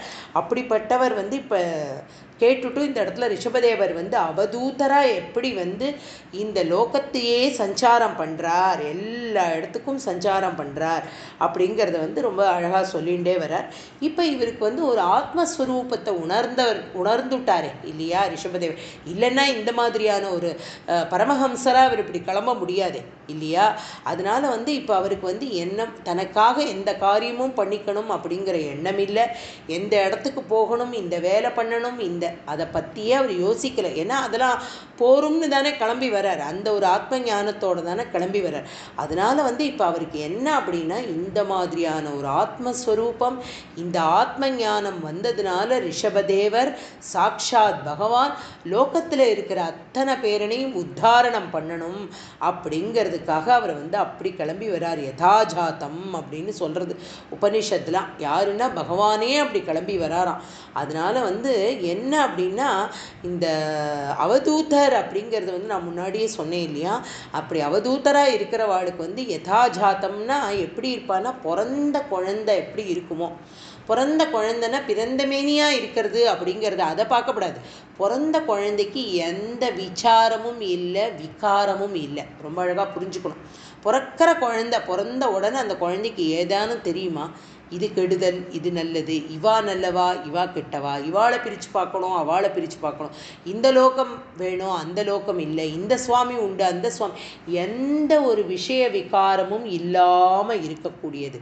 அதனால வந்து அந்த மாதிரியான ஒரு திங்கிங்கோடு இருக்கிறவாளுக்கு பேர் அவதூதர்கள் அப்படின்னு பேர். பிறந்த குழந்தைக்கு என்ன ஒரு ஞானம் சித்திச்சு இருக்கோ அந்த ஞானம் முன்னாடியே நம்ம பார்த்தோம். தேவகூத்தியோட கதையிலையும் எல்லாம் பார்த்துட்டு வரும்பொழுது அந்த பிரசூதி வாயு தள்ளி அந்த குழந்தை பிறக்கிற வரைக்கும் உள்ள ஞானியாக இருக்குது குழந்தை. வெளியில் வந்த உடனே அஜ்ஞானம் பிடிச்சுன்றது, அதுதான் மாயை அப்படிங்கிறதையும் ரொம்ப அழகாக ஸ்மரிச்சுட்டோம்.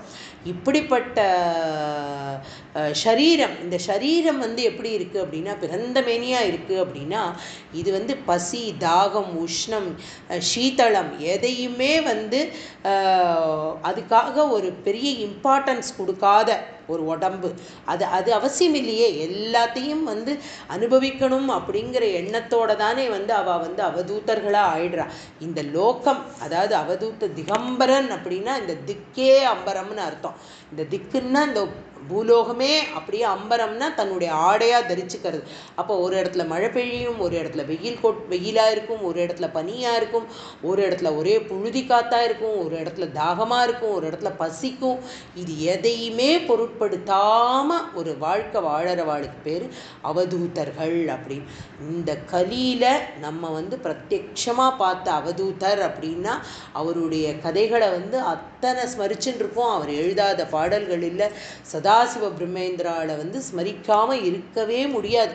எங்கே சுற்றி எங்கே போனாலும் அப்படிப்பட்ட ஒரு பிரம்மனிஷ்டர், அப்படிப்பட்ட ஒரு பரமஹம்சர். அவர் வந்து எப்படி அப்படின்னா இந்த இடத்துல வந்து ரொம்ப அழகாக வந்து என்ன சொல்கிறா அப்படின்னா, இவர் சொல்கிற அதாவது உபதேசம் அப்படிங்கிறது வந்து ரொம்ப சுலபம். வாயால் ஒருத்தட்ட சொல்லிட்டு போயிடலாம் இல்லையா. சொல்வதற்கு எளிதாம், அதை வந்து சொல்லி காட்டுறது பண்ணி காட்டுறது அவ்வளோ கஷ்டம் அப்படின்னு வள்ளுவரே சொல்கிறார் இல்லையா. அந்த மாதிரி இப்போ சொல்கிறது ரொம்ப ஈஸி. ஆனால் ஒரு உபதேசம் பண்ணணும் அப்படின்னா உபதேசகர்த்தா யாரோ அவர் அதே மாதிரி வாழ்ந்து காட்டணும். அப்படி வாழ்ந்து காட்டின மகான் தான் நம்மளுடைய சதாசிவ பிரம்மேந்திராலாம். அப்படி இருக்கும் பொழுது இவாளுக்கு என்ன ஆகுது அப்படின்னா, உலகம் பூரா அப்படி சுற்றும் பொழுது அவளுக்கு பல கஷ்டங்கள் வருது இல்லையா. ஆனால் இந்த ஜீவன் முக்தாளாக இருக்கிறவாளுக்கு இந்த கஷ்டங்கள் எதுவுமே பாதை பண்ணவே பண்ணாதான். அப்படிதான் ஒரு தடவை வந்து நம்மளுடைய ஜீவன் முக்தராக இருக்கக்கூடிய சதாசிவ பிரம்மேந்திரா, அவருக்கு தெரியாது இல்லையா, ஒரு ஒரு ஒரு ஏரியாவில் வந்து போகும் பொழுது அவதூதராக போகிறார். அவர் வந்து பரமஞானி. அவர் யாரையும் எப்படி சுக்காச்சாரியாள் மாதிரி அப்படி ஒரு பிரம்ம நிஷ்டையில் இருக்கார். அவர் பரபிரம்மம், பிரம்மஜானி, சத்தியம் பிரம்மம், ஞானம் அனந்தம்னு நம்ம பார்க்குறோமே கோவிந்தாஷ்டகத்தில். அப்படிப்பட்ட பரபிரம்ம ஸ்வரூபத்தை கண்ணுக்கு அப்படியே அனுபவித்தவர். அந்த பிரம்மானந்தம், ஆனந்தத்துக்கு மேலே என்ன அப்படின்னா ஆனந்தமே பெரிய விஷயம். அதுக்கும் மேலே என்ன அப்படின்னா பிரம்மானந்தம். அதற்கு ஈக்குவலண்ட்டாக வேற எதையுமே சொல்ல முடியாது. அப்படிப்பட்ட பிரம்மானந்தத்தில் மூழ்கி இருக்கக்கூடியவர் போகும்பொழுது ஒரு மிலேச்சன் பார்க்குறான். பொம்மநாட்டிகள்லாம் சஞ்சாரம் பண்ணிட்டு இருக்கா, இங்கேயும் எங்கேயும் போகிறா. இப்படிப்பட்ட ஒரு அவதூத்தராக இவர் கிளம்பி போகிறாரே, இவருக்கு ஸ்தித பிரஜையே கிடையாதா அப்படின்னு சொல்லிட்டு அங்கே இருந்த ஒரு அருவாளை எடுத்து அவரோட கையை வெட்டுறான். அப்படியே பீச்சி அடிக்கிறது, ரத்தம் கை தனியாக துண்டா போய் விழருது. ஒரு துளி அசைவோ உடம்புல ஒரு உதறலோ இல்லை அதனுடைய வலியில் ஒரு கத்தலோ எதுவுமே பண்ணலை அவரை. அவர் பாட்டு ரத்தம் ஒழுகிறது, கை அந்த பக்கம் விழுந்த அந்த கை துடிச்சுட்டு இருக்கு. அவர் பாட்டு போயின்னு இருக்கார். இந்த வெட்டினவனை கேட்கவும் இல்லை, நீ யாருப்பான்னு கேட்கல, ஏன்பா வெட்டினன்னு கேட்கல, அவன் எதனால் வெட்டினா அப்படிங்கிறத பற்றியும் யோசிக்கலை. அதுதான் பிரம்மஞானம். அது வரணும் அப்படின்னா அவெல்லாம் வந்து ஜீவன் முக்தாள் பிறந்திருக்கா, இந்த பாரத பூமியில் பிறந்திருக்கா, இந்த பாரத பூமியில் காலை வச்சிருக்கா. எஸ்பெஷலி நம்மளுடைய தமிழ்நாட்டில் அப்படி சஞ்சாரம் பண்ணியிருக்கார் சதாசிவ பிரம்மேந்திராள். சதாசிவ பிரம்மேந்திராள் வந்து அவன் வந்து கதறான், காலில் விழுந்து அப்படியே துடிச்சு போகிறான். எப்படி இப்படி ஒரு ஆத்மா இருக்க முடியுமா அப்படின்னு அந்த கையை எடுத்துன்னு வரான். உன் கையை நான் வெட்டிட்டேன்ப்பா சுவாமி, உங்களை யாருன்னு தெரியல, இப்படிப்பட்ட ஒரு மகானா நீங்கள் அப்படிங்கிறார். என்னதுப்பா அப்படிங்கிறார். இந்தோ உங்களோட கைங்கிறார். வாங்கினார், இப்படி வச்சுட்டார், ஒட்டின்றது கை, ரத்தம் நின்று போயிடுத்து, ஒன்றுமே தெரியல, பழைய மாதிரி ஆயிட்டார். அப்படின்னா இது வந்து இதெல்லாம் ஏதோ சித்து விளையாட்டெல்லாம் இல்லை. இதெல்லாம் வந்து தன்னுடைய சித்திகளை வந்து காமிக்கக்கூடிய ஒரு விஷயம் இல்லை. என்ன அப்படின்னா அதுக்கெல்லாம் அப்பாற்பட்டவாவா அப்படிங்கிறது தான் இந்த இடத்துல நம்ம அழகாக புரிஞ்சுக்கணும். அப்போல்லாம் இப்போ எப்படி நம்ம ஒரு பெரிய ஒரு வியாதியில் வந்து நம்ம இப்படி திண்டாடிட்டு இந்த லோகமே அவஸ்தப்படுறதே, அந்த காலத்தில் அப்படிப்பட்ட ஒரு பெரிய வைசூரி வியாதி இருந்தது. அப்போ வந்து எல்லாரும் தஞ்சாவூர் சைடில் இருக்கிறவா அத்தனை பேரும் வந்து சதாசிவ பிரம்மாந்திராள் இப்படியெல்லாம் ஒரு லோக சஞ்சாரம் பண்ணின்னு இருக்கார். அவர் யாருன்னு தெரியாது, ஜனங்கள்கிட்ட பேச மாட்டார் யார்கிட்டையும். ஒரே சமகாலத்தில் இருந்தவா இவாள்லாம். கோவிந்தபுரம் அங்கெல்லாம் வந்து போனார். நாம சித்தாந்தம் பண்ணின நம்மளுடைய இவருக்கு வந்து ஒரே சமகாலத்தில் இருந்தவா இவா எல்லாரும். அப்படிப்பட்டவரை பார்த்து ஜனங்கள்லாம் ஓடி வந்து அழறா. என்ன அப்படின்னா ஒரு பெரிய வைசூரி வியாதி வந்து கொடுத்து இதை காப்பாற்றுறதுக்கு ஒரு எல்லை தெய்வம் வேண்டாமா, அது வந்து யார் பண்ணுவா அப்படின்னு சொல்லி இவாள்லாம் வேண்டிக்கிறா. நீங்கள் வந்து அனுகிரகம் பண்ணணும், ஒரு எல்லை தெய்வம் நமக்கு அவசியம் அப்படின்னு வேண்டிக்கிறா. அப்படி எல்லை தெய்வம் அவசியம் அப்படின்னு வேண்டிக்கும் பொழுது அந்த ஊரோட எல்லைக்கு இவர் போகிறார். அப்படி ஊரோட எல்லைக்கு போகும் பொழுது அங்கே பார்த்தா ஒரு பெரிய புத்து, பாம்போட ஒரு புத்து கட்டியிருக்கு, அப்படியே மண் புத்து இருக்குது. அந்த மண் புத்தை போய் அப்படி தடவி இப்படி தொடரார். தொட்டால் அது வந்து மகா மாறி ஆயிடுறது. அதுதான் நம்மளுடைய புன்னைநல்லூரில் எழுந்தருளி இருக்கக்கூடிய புன்னைநல்லூர் மாரியம்மன். யாரெல்லாம் போயிருக்கேன்னு எனக்கு தெரியாது. அப்படிப்பட்ட ஒரு பிரசித்தியான கோவில் அது. அந்த கோவிலில் உள்ள நுழைஞ்சு துவஜஸ்தம்பத்துக்கு லெஃப்ட் சைடில் பார்த்தேள் அப்படின்னா சதாசிவ பிரம்மேந்திராளோட ஒரு பெரிய ஸ்டாச்சு வச்சுருப்பாள். இன்னமும் அவர் பிரதிஷ்டை பண்ணின சுவாமி அந்த அம்பாள். அந்த அம்பாளுக்கு வந்து அபிஷேகம் கிடையாது, புத்து அப்படிங்கிறதுனால அந்த தாயாருக்கு வெறும் தைலாபிஷேகம் தான். அந்த தாயார் வந்து அப்படி ஒரு ரட்சிக்கக்கூடிய தாயார். எப்படி சமயபுரம் இதெல்லாம் நம்ம பார்த்துருக்கோம் இல்லையா, அந்த மாதிரி மகாமாரி அவளை வந்து அப்படிப்பட்ட ஒரு பிரதிஷ்டை பண்ணின இடம் சதாசிவ பிரம்மேந்திராள். இப்போ ஏதோ ஒரு ரிஷபதேவரோட சரித்திரமோன்னெல்லாம் யோசிக்கக்கூடாது. ரிஷபதேவருடைய சரித்திரம் சத்தியம். அந்த மாதிரி ஒரு சத்தியத்தை பிரகடனம் பண்ண வந்த சதாசிவ பிரம்மேந்திராளோட சரித்திரமும் சத்தியம். இதெல்லாம் நடந்து இந்த பூமி பாரதத்தை ரட்சிச்சுன்னு இருக்கு அப்படின்னா இப்படிப்பட்ட மகான்கள்லாம் வாழ்ந்த பூமி இல்லையா, அப்படிப்பட்ட ஒரு பூமி. அதனால வந்து இந்த இடத்துல ரிஷபதேவர் ஊரெல்லாம் சஞ்சாரம் பண்ணும்பொழுதும் அவருக்கு எப்படிப்பட்ட ஒரு கஷ்டம் வந்தாலும் அதெல்லாம் அவருக்கு உடம்பை பாதிக்கலை, மனசை பாதிக்கலை. ஏன்னா ஒரு ஆத்ம இதை வந்து அவர் வந்து அனுபவிச்சுட்டு இருக்கார், ஆத்ம பிரபாவத்தை அனுபவிச்சுட்டு இருக்கார். அந்த மாதிரி ஒரு பிரம்மானந்தத்தில் தழைச்சுட்டு இருக்கக்கூடிய ஞானி அவர். அதனால வந்து யாரால் வந்து பல ஜென்மங்கள் எடுத்து இதை அடைய முடியாதோ, யாரால் இதெல்லாம் படித்து தெரிஞ்சுக்க முடியாதோ அப்படிப்பட்ட ஒரு மகான்களுடைய சங்கத்தினால இவருக்கு வந்து இது அப்படிப்பட்ட ஒரு நிலை இவருக்கு வந்து கிடச்சி விடுறது அப்படிங்கிறத வந்து ரொம்ப அழகாக பட்டத்திரி வந்து அனுபவித்து எழுதியிருக்கார். அதனுடைய வியாக்கியானம் பண்ணியிருக்கிற நம்மளுடைய அனந்தராம தீட்சிதரும் அவ்வளோ அழகாக வியாக்கியானம் பண்ணியிருக்கா. பாகவதத்தில் அதை விட அதி அற்புதமாக அதை வந்து ஸ்மரிச்சிருக்கா. இப்போ ரிஷபதேவர் வந்து கடைசியாக எப்படி ஒரு முக்திக்கு போகிறார் அப்படிங்கிறத வந்து 10வது ஸ்லோகத்தில் பட்டத்திரி ரொம்ப அழகாக சொல்கிறார். शयूव्रतं गो मृगकाकचर्यां शिरं चरन्नाप्यपरं स्वरूपं तवाहृदाङ्गकुडकाचले त्वं तापान्ममापा குருவாதநாத. அற்புதமான ஒரு ஸ்லோகம்.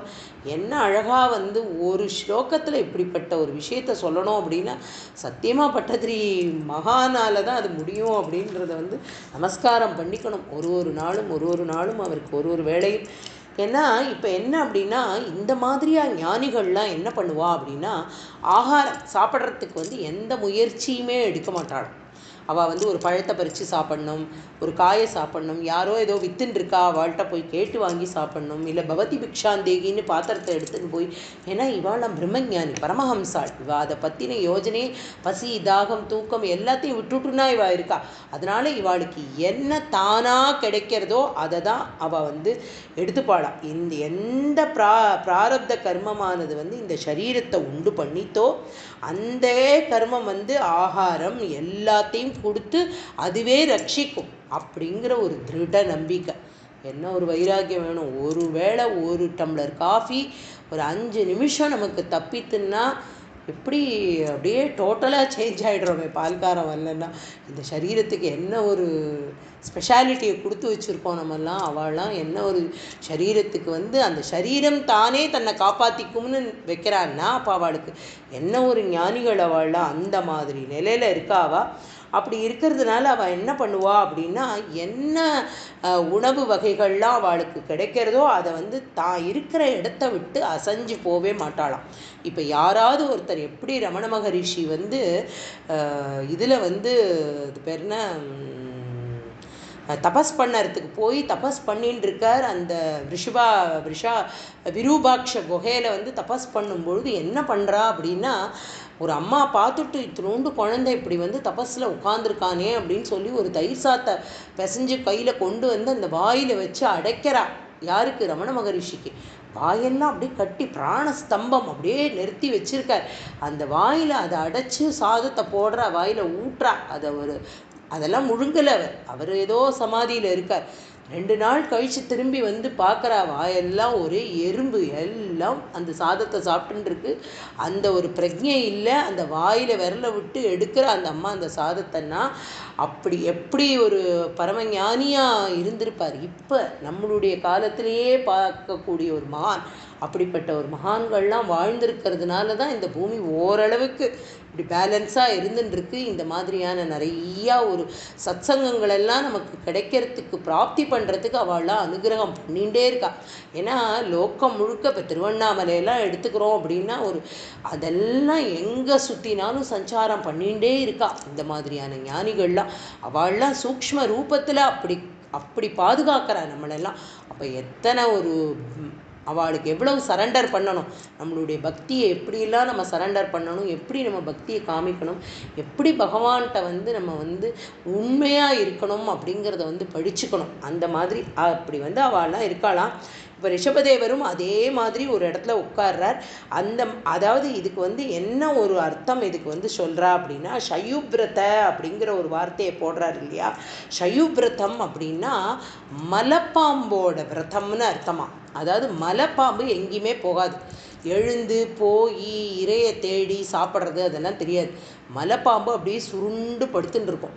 என்ன பண்ணும், இந்த பக்கம் ஒரு மானோ இல்லை ஒரு முயலோ ஏதோ ஒரு மிருகம் அப்படி போகும் பொழுது சடார்னு வாயை பெருசாக திறக்கும். அதுக்கு மலைப்பாம்பு வாயை திறந்துருக்குன்னு தெரியாது இந்த ஜந்துக்கு. இந்த ஜந்து உள்ளே போய் மாட்டின்றும் அதை தானே ஆகாரம் பண்ணிடும். இதுதான் மலைப்பாம்பு. இதுக்கு பேர் ஷயுப்ரதம் அப்படின்னு அர்த்தம், மலைப்பாம்பனுடைய விரதம். அந்த மாதிரியான ஒரு விரதத்தை இவர் இப்போ இவர் அதை தான் பண்ணின்னு இருக்கார். என்ன அப்படின்னா, என்ன ஒரு ஆகாரம் கிடைக்கிறதோ தானாக கிடைக்கிறதோ அதை தான் ஸ்வீகரணம் பண்ணிக்கிறார். அந்த ஆகாரத்தையும் என்ன பண்ணுறாராம், தன்னுடைய கையால் தொடலையாம். இப்போ யாரோ ஒரு பழமோ ஏதோ ஒரு மரத்துலேருந்து ஒரு பழம் உருண்டு அப்படி வருது அப்படின்னா அந்த பழத்தை கையால் தொடலை. ஒரு நதி தீரத்தில் போயின்னு இருக்கார், ஜலம் குடிக்கணும்னா அப்படி கையால் அள்ளி பருகி அதை குடிக்கணும். என்ன காரணம் அப்படின்னா, இந்த கைக்கு ஒரு வாசனை உண்டாம். இப்படி எடுத்து எடுத்து சாப்பிட்றோம் இல்லையா, விதவிதமாக இதில் உப்பு இல்லை, அதில் உரப்பு இல்லை, இதில் கம்மியாக இருக்குது, இதுக்கு சூடு பத்தலை, இப்படியெல்லாம் சொல்லி எவ்வளவு கமெண்ட்ஸ் கொடுத்துட்டு இந்த ஆகாரத்தை நம்ம சாப்பிட்றோம். இந்த கைக்குன்னு ஒரு வாசனை உண்டாம். இந்த கை அந்த பதார்த்தம் நன்னா இல்லை அப்படின்னா டச்சே பண்ணலாம். இந்த கைக்கே இப்படி ஒரு வாசனைன்னா ஜிஹ்வா, இந்த நாக்குக்கு என்ன ஒரு வாசனை இருக்க முடியும் இல்லையா. தொடுமா அது ஒரு விஷயம் துளி நன்னா இல்லை அப்படின்னா இதுக்கு கீழே போக மாட்டேங்கிறது. அப்படியே அடுத்த நிமிஷம் தூணு அது என்ன யார் பண்ணினா எப்படிப்பட்ட பதார்த்தம், ஏதோ தெரியாமல் துளி உப்பு கூட போயிடுத்தேன்னு ஒரு நிமிஷம் நம்மளால் சகிக்க முடியல. அப்படியே வெளியில் அதை உமிழ்ந்துடுறோம் இல்லையா, நம்மளால் அதை அக்செப்ட் பண்ணிக்க முடியல. அப்படிப்பட்டவ அதனால் இவர் என்ன பண்ணுறாராம், இப்படி பல ஜென்மங்களுக்கு இந்த வாசனை வளர்ந்துடும், அதனால் இதை கையால் தொடறதில்லை அப்படின்னு சொல்கிறார். வாயால் சாப்பிட்டால் அந்த வாசனை மேலே மேலே வளர்ந்துட்டே இருக்குமே அப்படின்னதுனால என்ன பண்ணுறாராம், இந்த பசு பக்ஷி ஆடு மாடு எல்லாம் என்ன பண்ணுறது, தானே தன்னுடைய வாயால் போய் தானே தன்னுடைய ஆகாரத்தை எடுத்துட்டு சாப்பிட்றது. ஒரு புல் மேயறது அப்படின்னா தன்னுடைய வாயாலே எந்த ஒரு பொருளை நம்ம சுவைத்து சாப்பிடணுமோ அந்த ஒரு உறுப்பாலேயே அது சாப்பிட்றது. அதுதான் விலங்கோட ஒரு இது இல்லையா. காக்கா அப்படின்னா அது போய் என்ன கையால் எடுத்து அந்த சாதத்தை சாப்பிட்றதா, அந்த அழகால கொத்தி கொத்தி தானே சாப்பிட்றது. அந்த மாதிரி இவர் என்ன பண்ணுறாராம், அதை தான் ரொம்ப அழகாக பாகவதத்திலையும் சொல்லியிருக்கா. ஏவம் கோமிருக காக்கச்சரியையா விரஜம் ஸ்திஷ்டான்னா சீனக ஷயானக காக்க மிருக கோச்சரித பிபதி காதத்யவ மேகதிஸ்ம அப்படின்னு எழுதுறார். என்ன அப்படின்னா, பசு மான் காகம் இதெல்லாம் எப்படி நடந்துக்கிறதோ அந்த மாதிரி இவர் என்ன பண்ணினாராம், ரிஷபதேவர் எப்படி சாக்ஷாத் பகவானே காமிச்சு கொடுக்குறார். அப்படின்னா ரிஷபதேவர் ஒரு ஜலம் அருந்தணும் அப்படின்னா அப்படியே தவழ்ந்து போய் அப்படியே வாயை அந்த ஜலத்தில் வச்சு அப்படி உறிஞ்சி அந்த ஜலத்தை சாப்பிடுவாராம். ஏதோ ஒரு பசு பக்ஷி மாதிரி அந்த என்ன ஆகாரம் கிடைக்கிறதோ அதை அப்படியே உருண்டு உருண்டு போய் தன்னுடைய வாயாலே கவி அதை ஒரு வா சாப்பிடுவாராம். அந்த வாய் எவ்வளோ கொள்றதோ அவ்வளோதான் அவருக்கு ஆகாரம். அப்படி எல்லாம் இருந்தது தான் கோமிருக்க காக்கச்சரியம் சிரம் சரன்னு நம்மளுடைய பட்டத்திரி ஒரே வார்த்தையில் ரொம்ப அழகாக அதை சொல்லிடுறார். அப்படிப்பட்ட ஞானிகளுக்கு இந்த நிலையை உலகம் அறியணும் அப்படிங்கிறதுனால தான் நம்பூதிரியும் இதை விடாமல் சொல்லியிருக்கார். அப்படியே அதனால இதுலேயே நமக்கு என்ன தெரியறது அப்படின்னா, ஞானியும் பகவானும் வேற வேற கிடையாது. யார் ஒருவர் ஞானியாக இருக்கானோ, யாருக்கு பகவத் சாமீபியம் கிடைக்கிறதோ, எந்த பகவான் ஒரு ரிஷபதேவராக அவதாரம் பண்ணி ஒரு ஞானியோட ஸ்திதியை அடையிறாரோ, அப்போ பகவானும் ஞானியும் வேற வேற இல்லை அப்படிங்கிறது ரொம்ப அழகாக தெரியறது. அதனால என்ன அப்படின்னா, தன்னுடைய உடம்புல அவருக்கு எந்த ஒரு உபாதை, உடம்புல எந்த ஒரு உணர்ச்சியும் அவரை ஈடுபடுத்திக்கல அவர். அதாவது பெரிய மழை பெஞ்சாலும் அவருக்கு ஒன்றும் பண்ணாது, வெயில் அடித்தாலும் ஒன்றும் பண்ணாது. ஒரு சமயம் பெருசாக காட்டுத்தீனா அந்த செடிகள் ஒன்றோட ஒன்று உரசி, அந்த மூங்கில்கள் உரசி காட்டுலேயே தீ பிடிச்சிக்கும். அந்த காட்டு தீ அப்படியே ஜுவாலை விட்டு எரியறதான். அதில் ரிஷபதேவர் உட்காந்து தபஸ் பண்ணின்னு இருக்கார். அந்த தீ அவரை ஒன்றுமே பண்ணலையாம், அப்படியே இருக்காராம். அப்படின்னா அவர் எந்த ஒரு பிரம்மனிஷ்டையில் இருக்க முடியும்? அப்படிப்பட்ட அவளால் தான் என்ன பண்ண முடியும்னா, அந்த ஒரு தீயோட தாபம் அவரை ஒன்றுமே பண்ணலை. அதனால தன்னோட காட்டுத்தீ தன் மேலே பட்டது கூட அவருக்கு தெரியலையா. அந்த மாதிரி நிலைமையில இருக்கக்கூடியவா தான் மற்றவாளுடைய தாபத்தை, அப்படின்னா அப்படிப்பட்ட ஒரு பகவானாக இருக்கக்கூடியவர் தான் நம்மளுடைய தாபங்களை எல்லாம் போக்கக்கூடியவராக இருப்பார் அப்படிங்கிறதுல அதனால தான் தாபான் அப்படின்ற வார்த்தையை ரொம்ப தாபான் மமாபா குரு வாதநாத அப்படிங்கிற, இப்படிப்பட்ட எங்கள் எல்லாருடைய தாபத்தையும் எடுக்கக்கூடிய பகவானாக இருக்கக்கூடிய குருவாயூரப்பா, என்னுடைய வலி வேதனை உடம்புல இருக்கக்கூடிய இந்த வியாதி, இதை வச்சுத்தானே நான் உன்னை இவ்வளோ தூரம் நமஸ்கரிச்சுண்டு இவ்வளோ தசகங்கள் உன்னோட பாராயணம் பண்ணிட்டு இருக்கேன். அதனால எனக்கு என்னுடைய இந்த தாபங்கள் எல்லாத்தையும் எங்கிட்டேந்து எடுத்துடணும் அப்படிங்கிறத சொல்கிறா. அதனால ரிஷபதேவரோட சரித்திரம் அப்படிங்கிறது என்ன, இதுக்கு பலஸ்ருதி அப்படின்ற மாதிரி இதை சொல்ல முடியாது. இதை நித்திய பாராயணமே பண்ணணும் அப்படிங்கிறா. என்ன அப்படின்னா, அவ்வளோ ஒரு பிரசித்தியான சரித்திரம். பகவானே ரிஷபதேவரை அவதாரம் பண்ணி அந்த பகவானே ஒரு ஞானியா, ஏன்னா அவர் வாழ்க்கையும் வாழ்ந்து காமிச்சார். 100 புத்திரர்களை உருவாக்கினார். ஒரு புத்திரனை எப்படி வளர்க்கணும் அப்படிங்கிறத சொல்லித்தரார். அந்த 100 புத்திரர்களும் எப்படி விதவிதமாக வளர்றா. பரதன் ஒருத்தன், 9 பேர் வேற மாதிரி, 9 பேர் ராஜாக்கள், பாக்கி இருக்கிற அத்தனை பேரும் பிராமணர்களாக மாறுறா. அப்படின்னா எப்படிப்பட்ட ஒரு தபஸ் அவர்கிட்ட இருந்ததுனால இது எல்லாருக்கும் சொல்ல முடிஞ்சுது.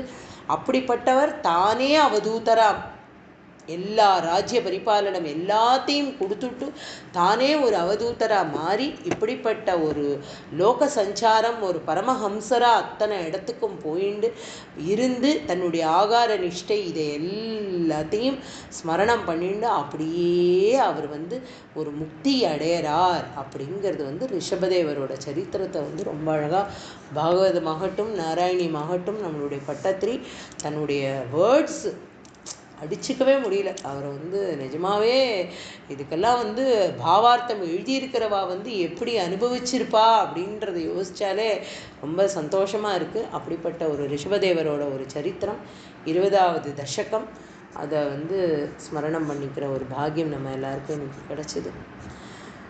सद्गुरुनाथ महाराज की जय। गोपिका जीवन स्मरणं गोविंदा गोविंदा।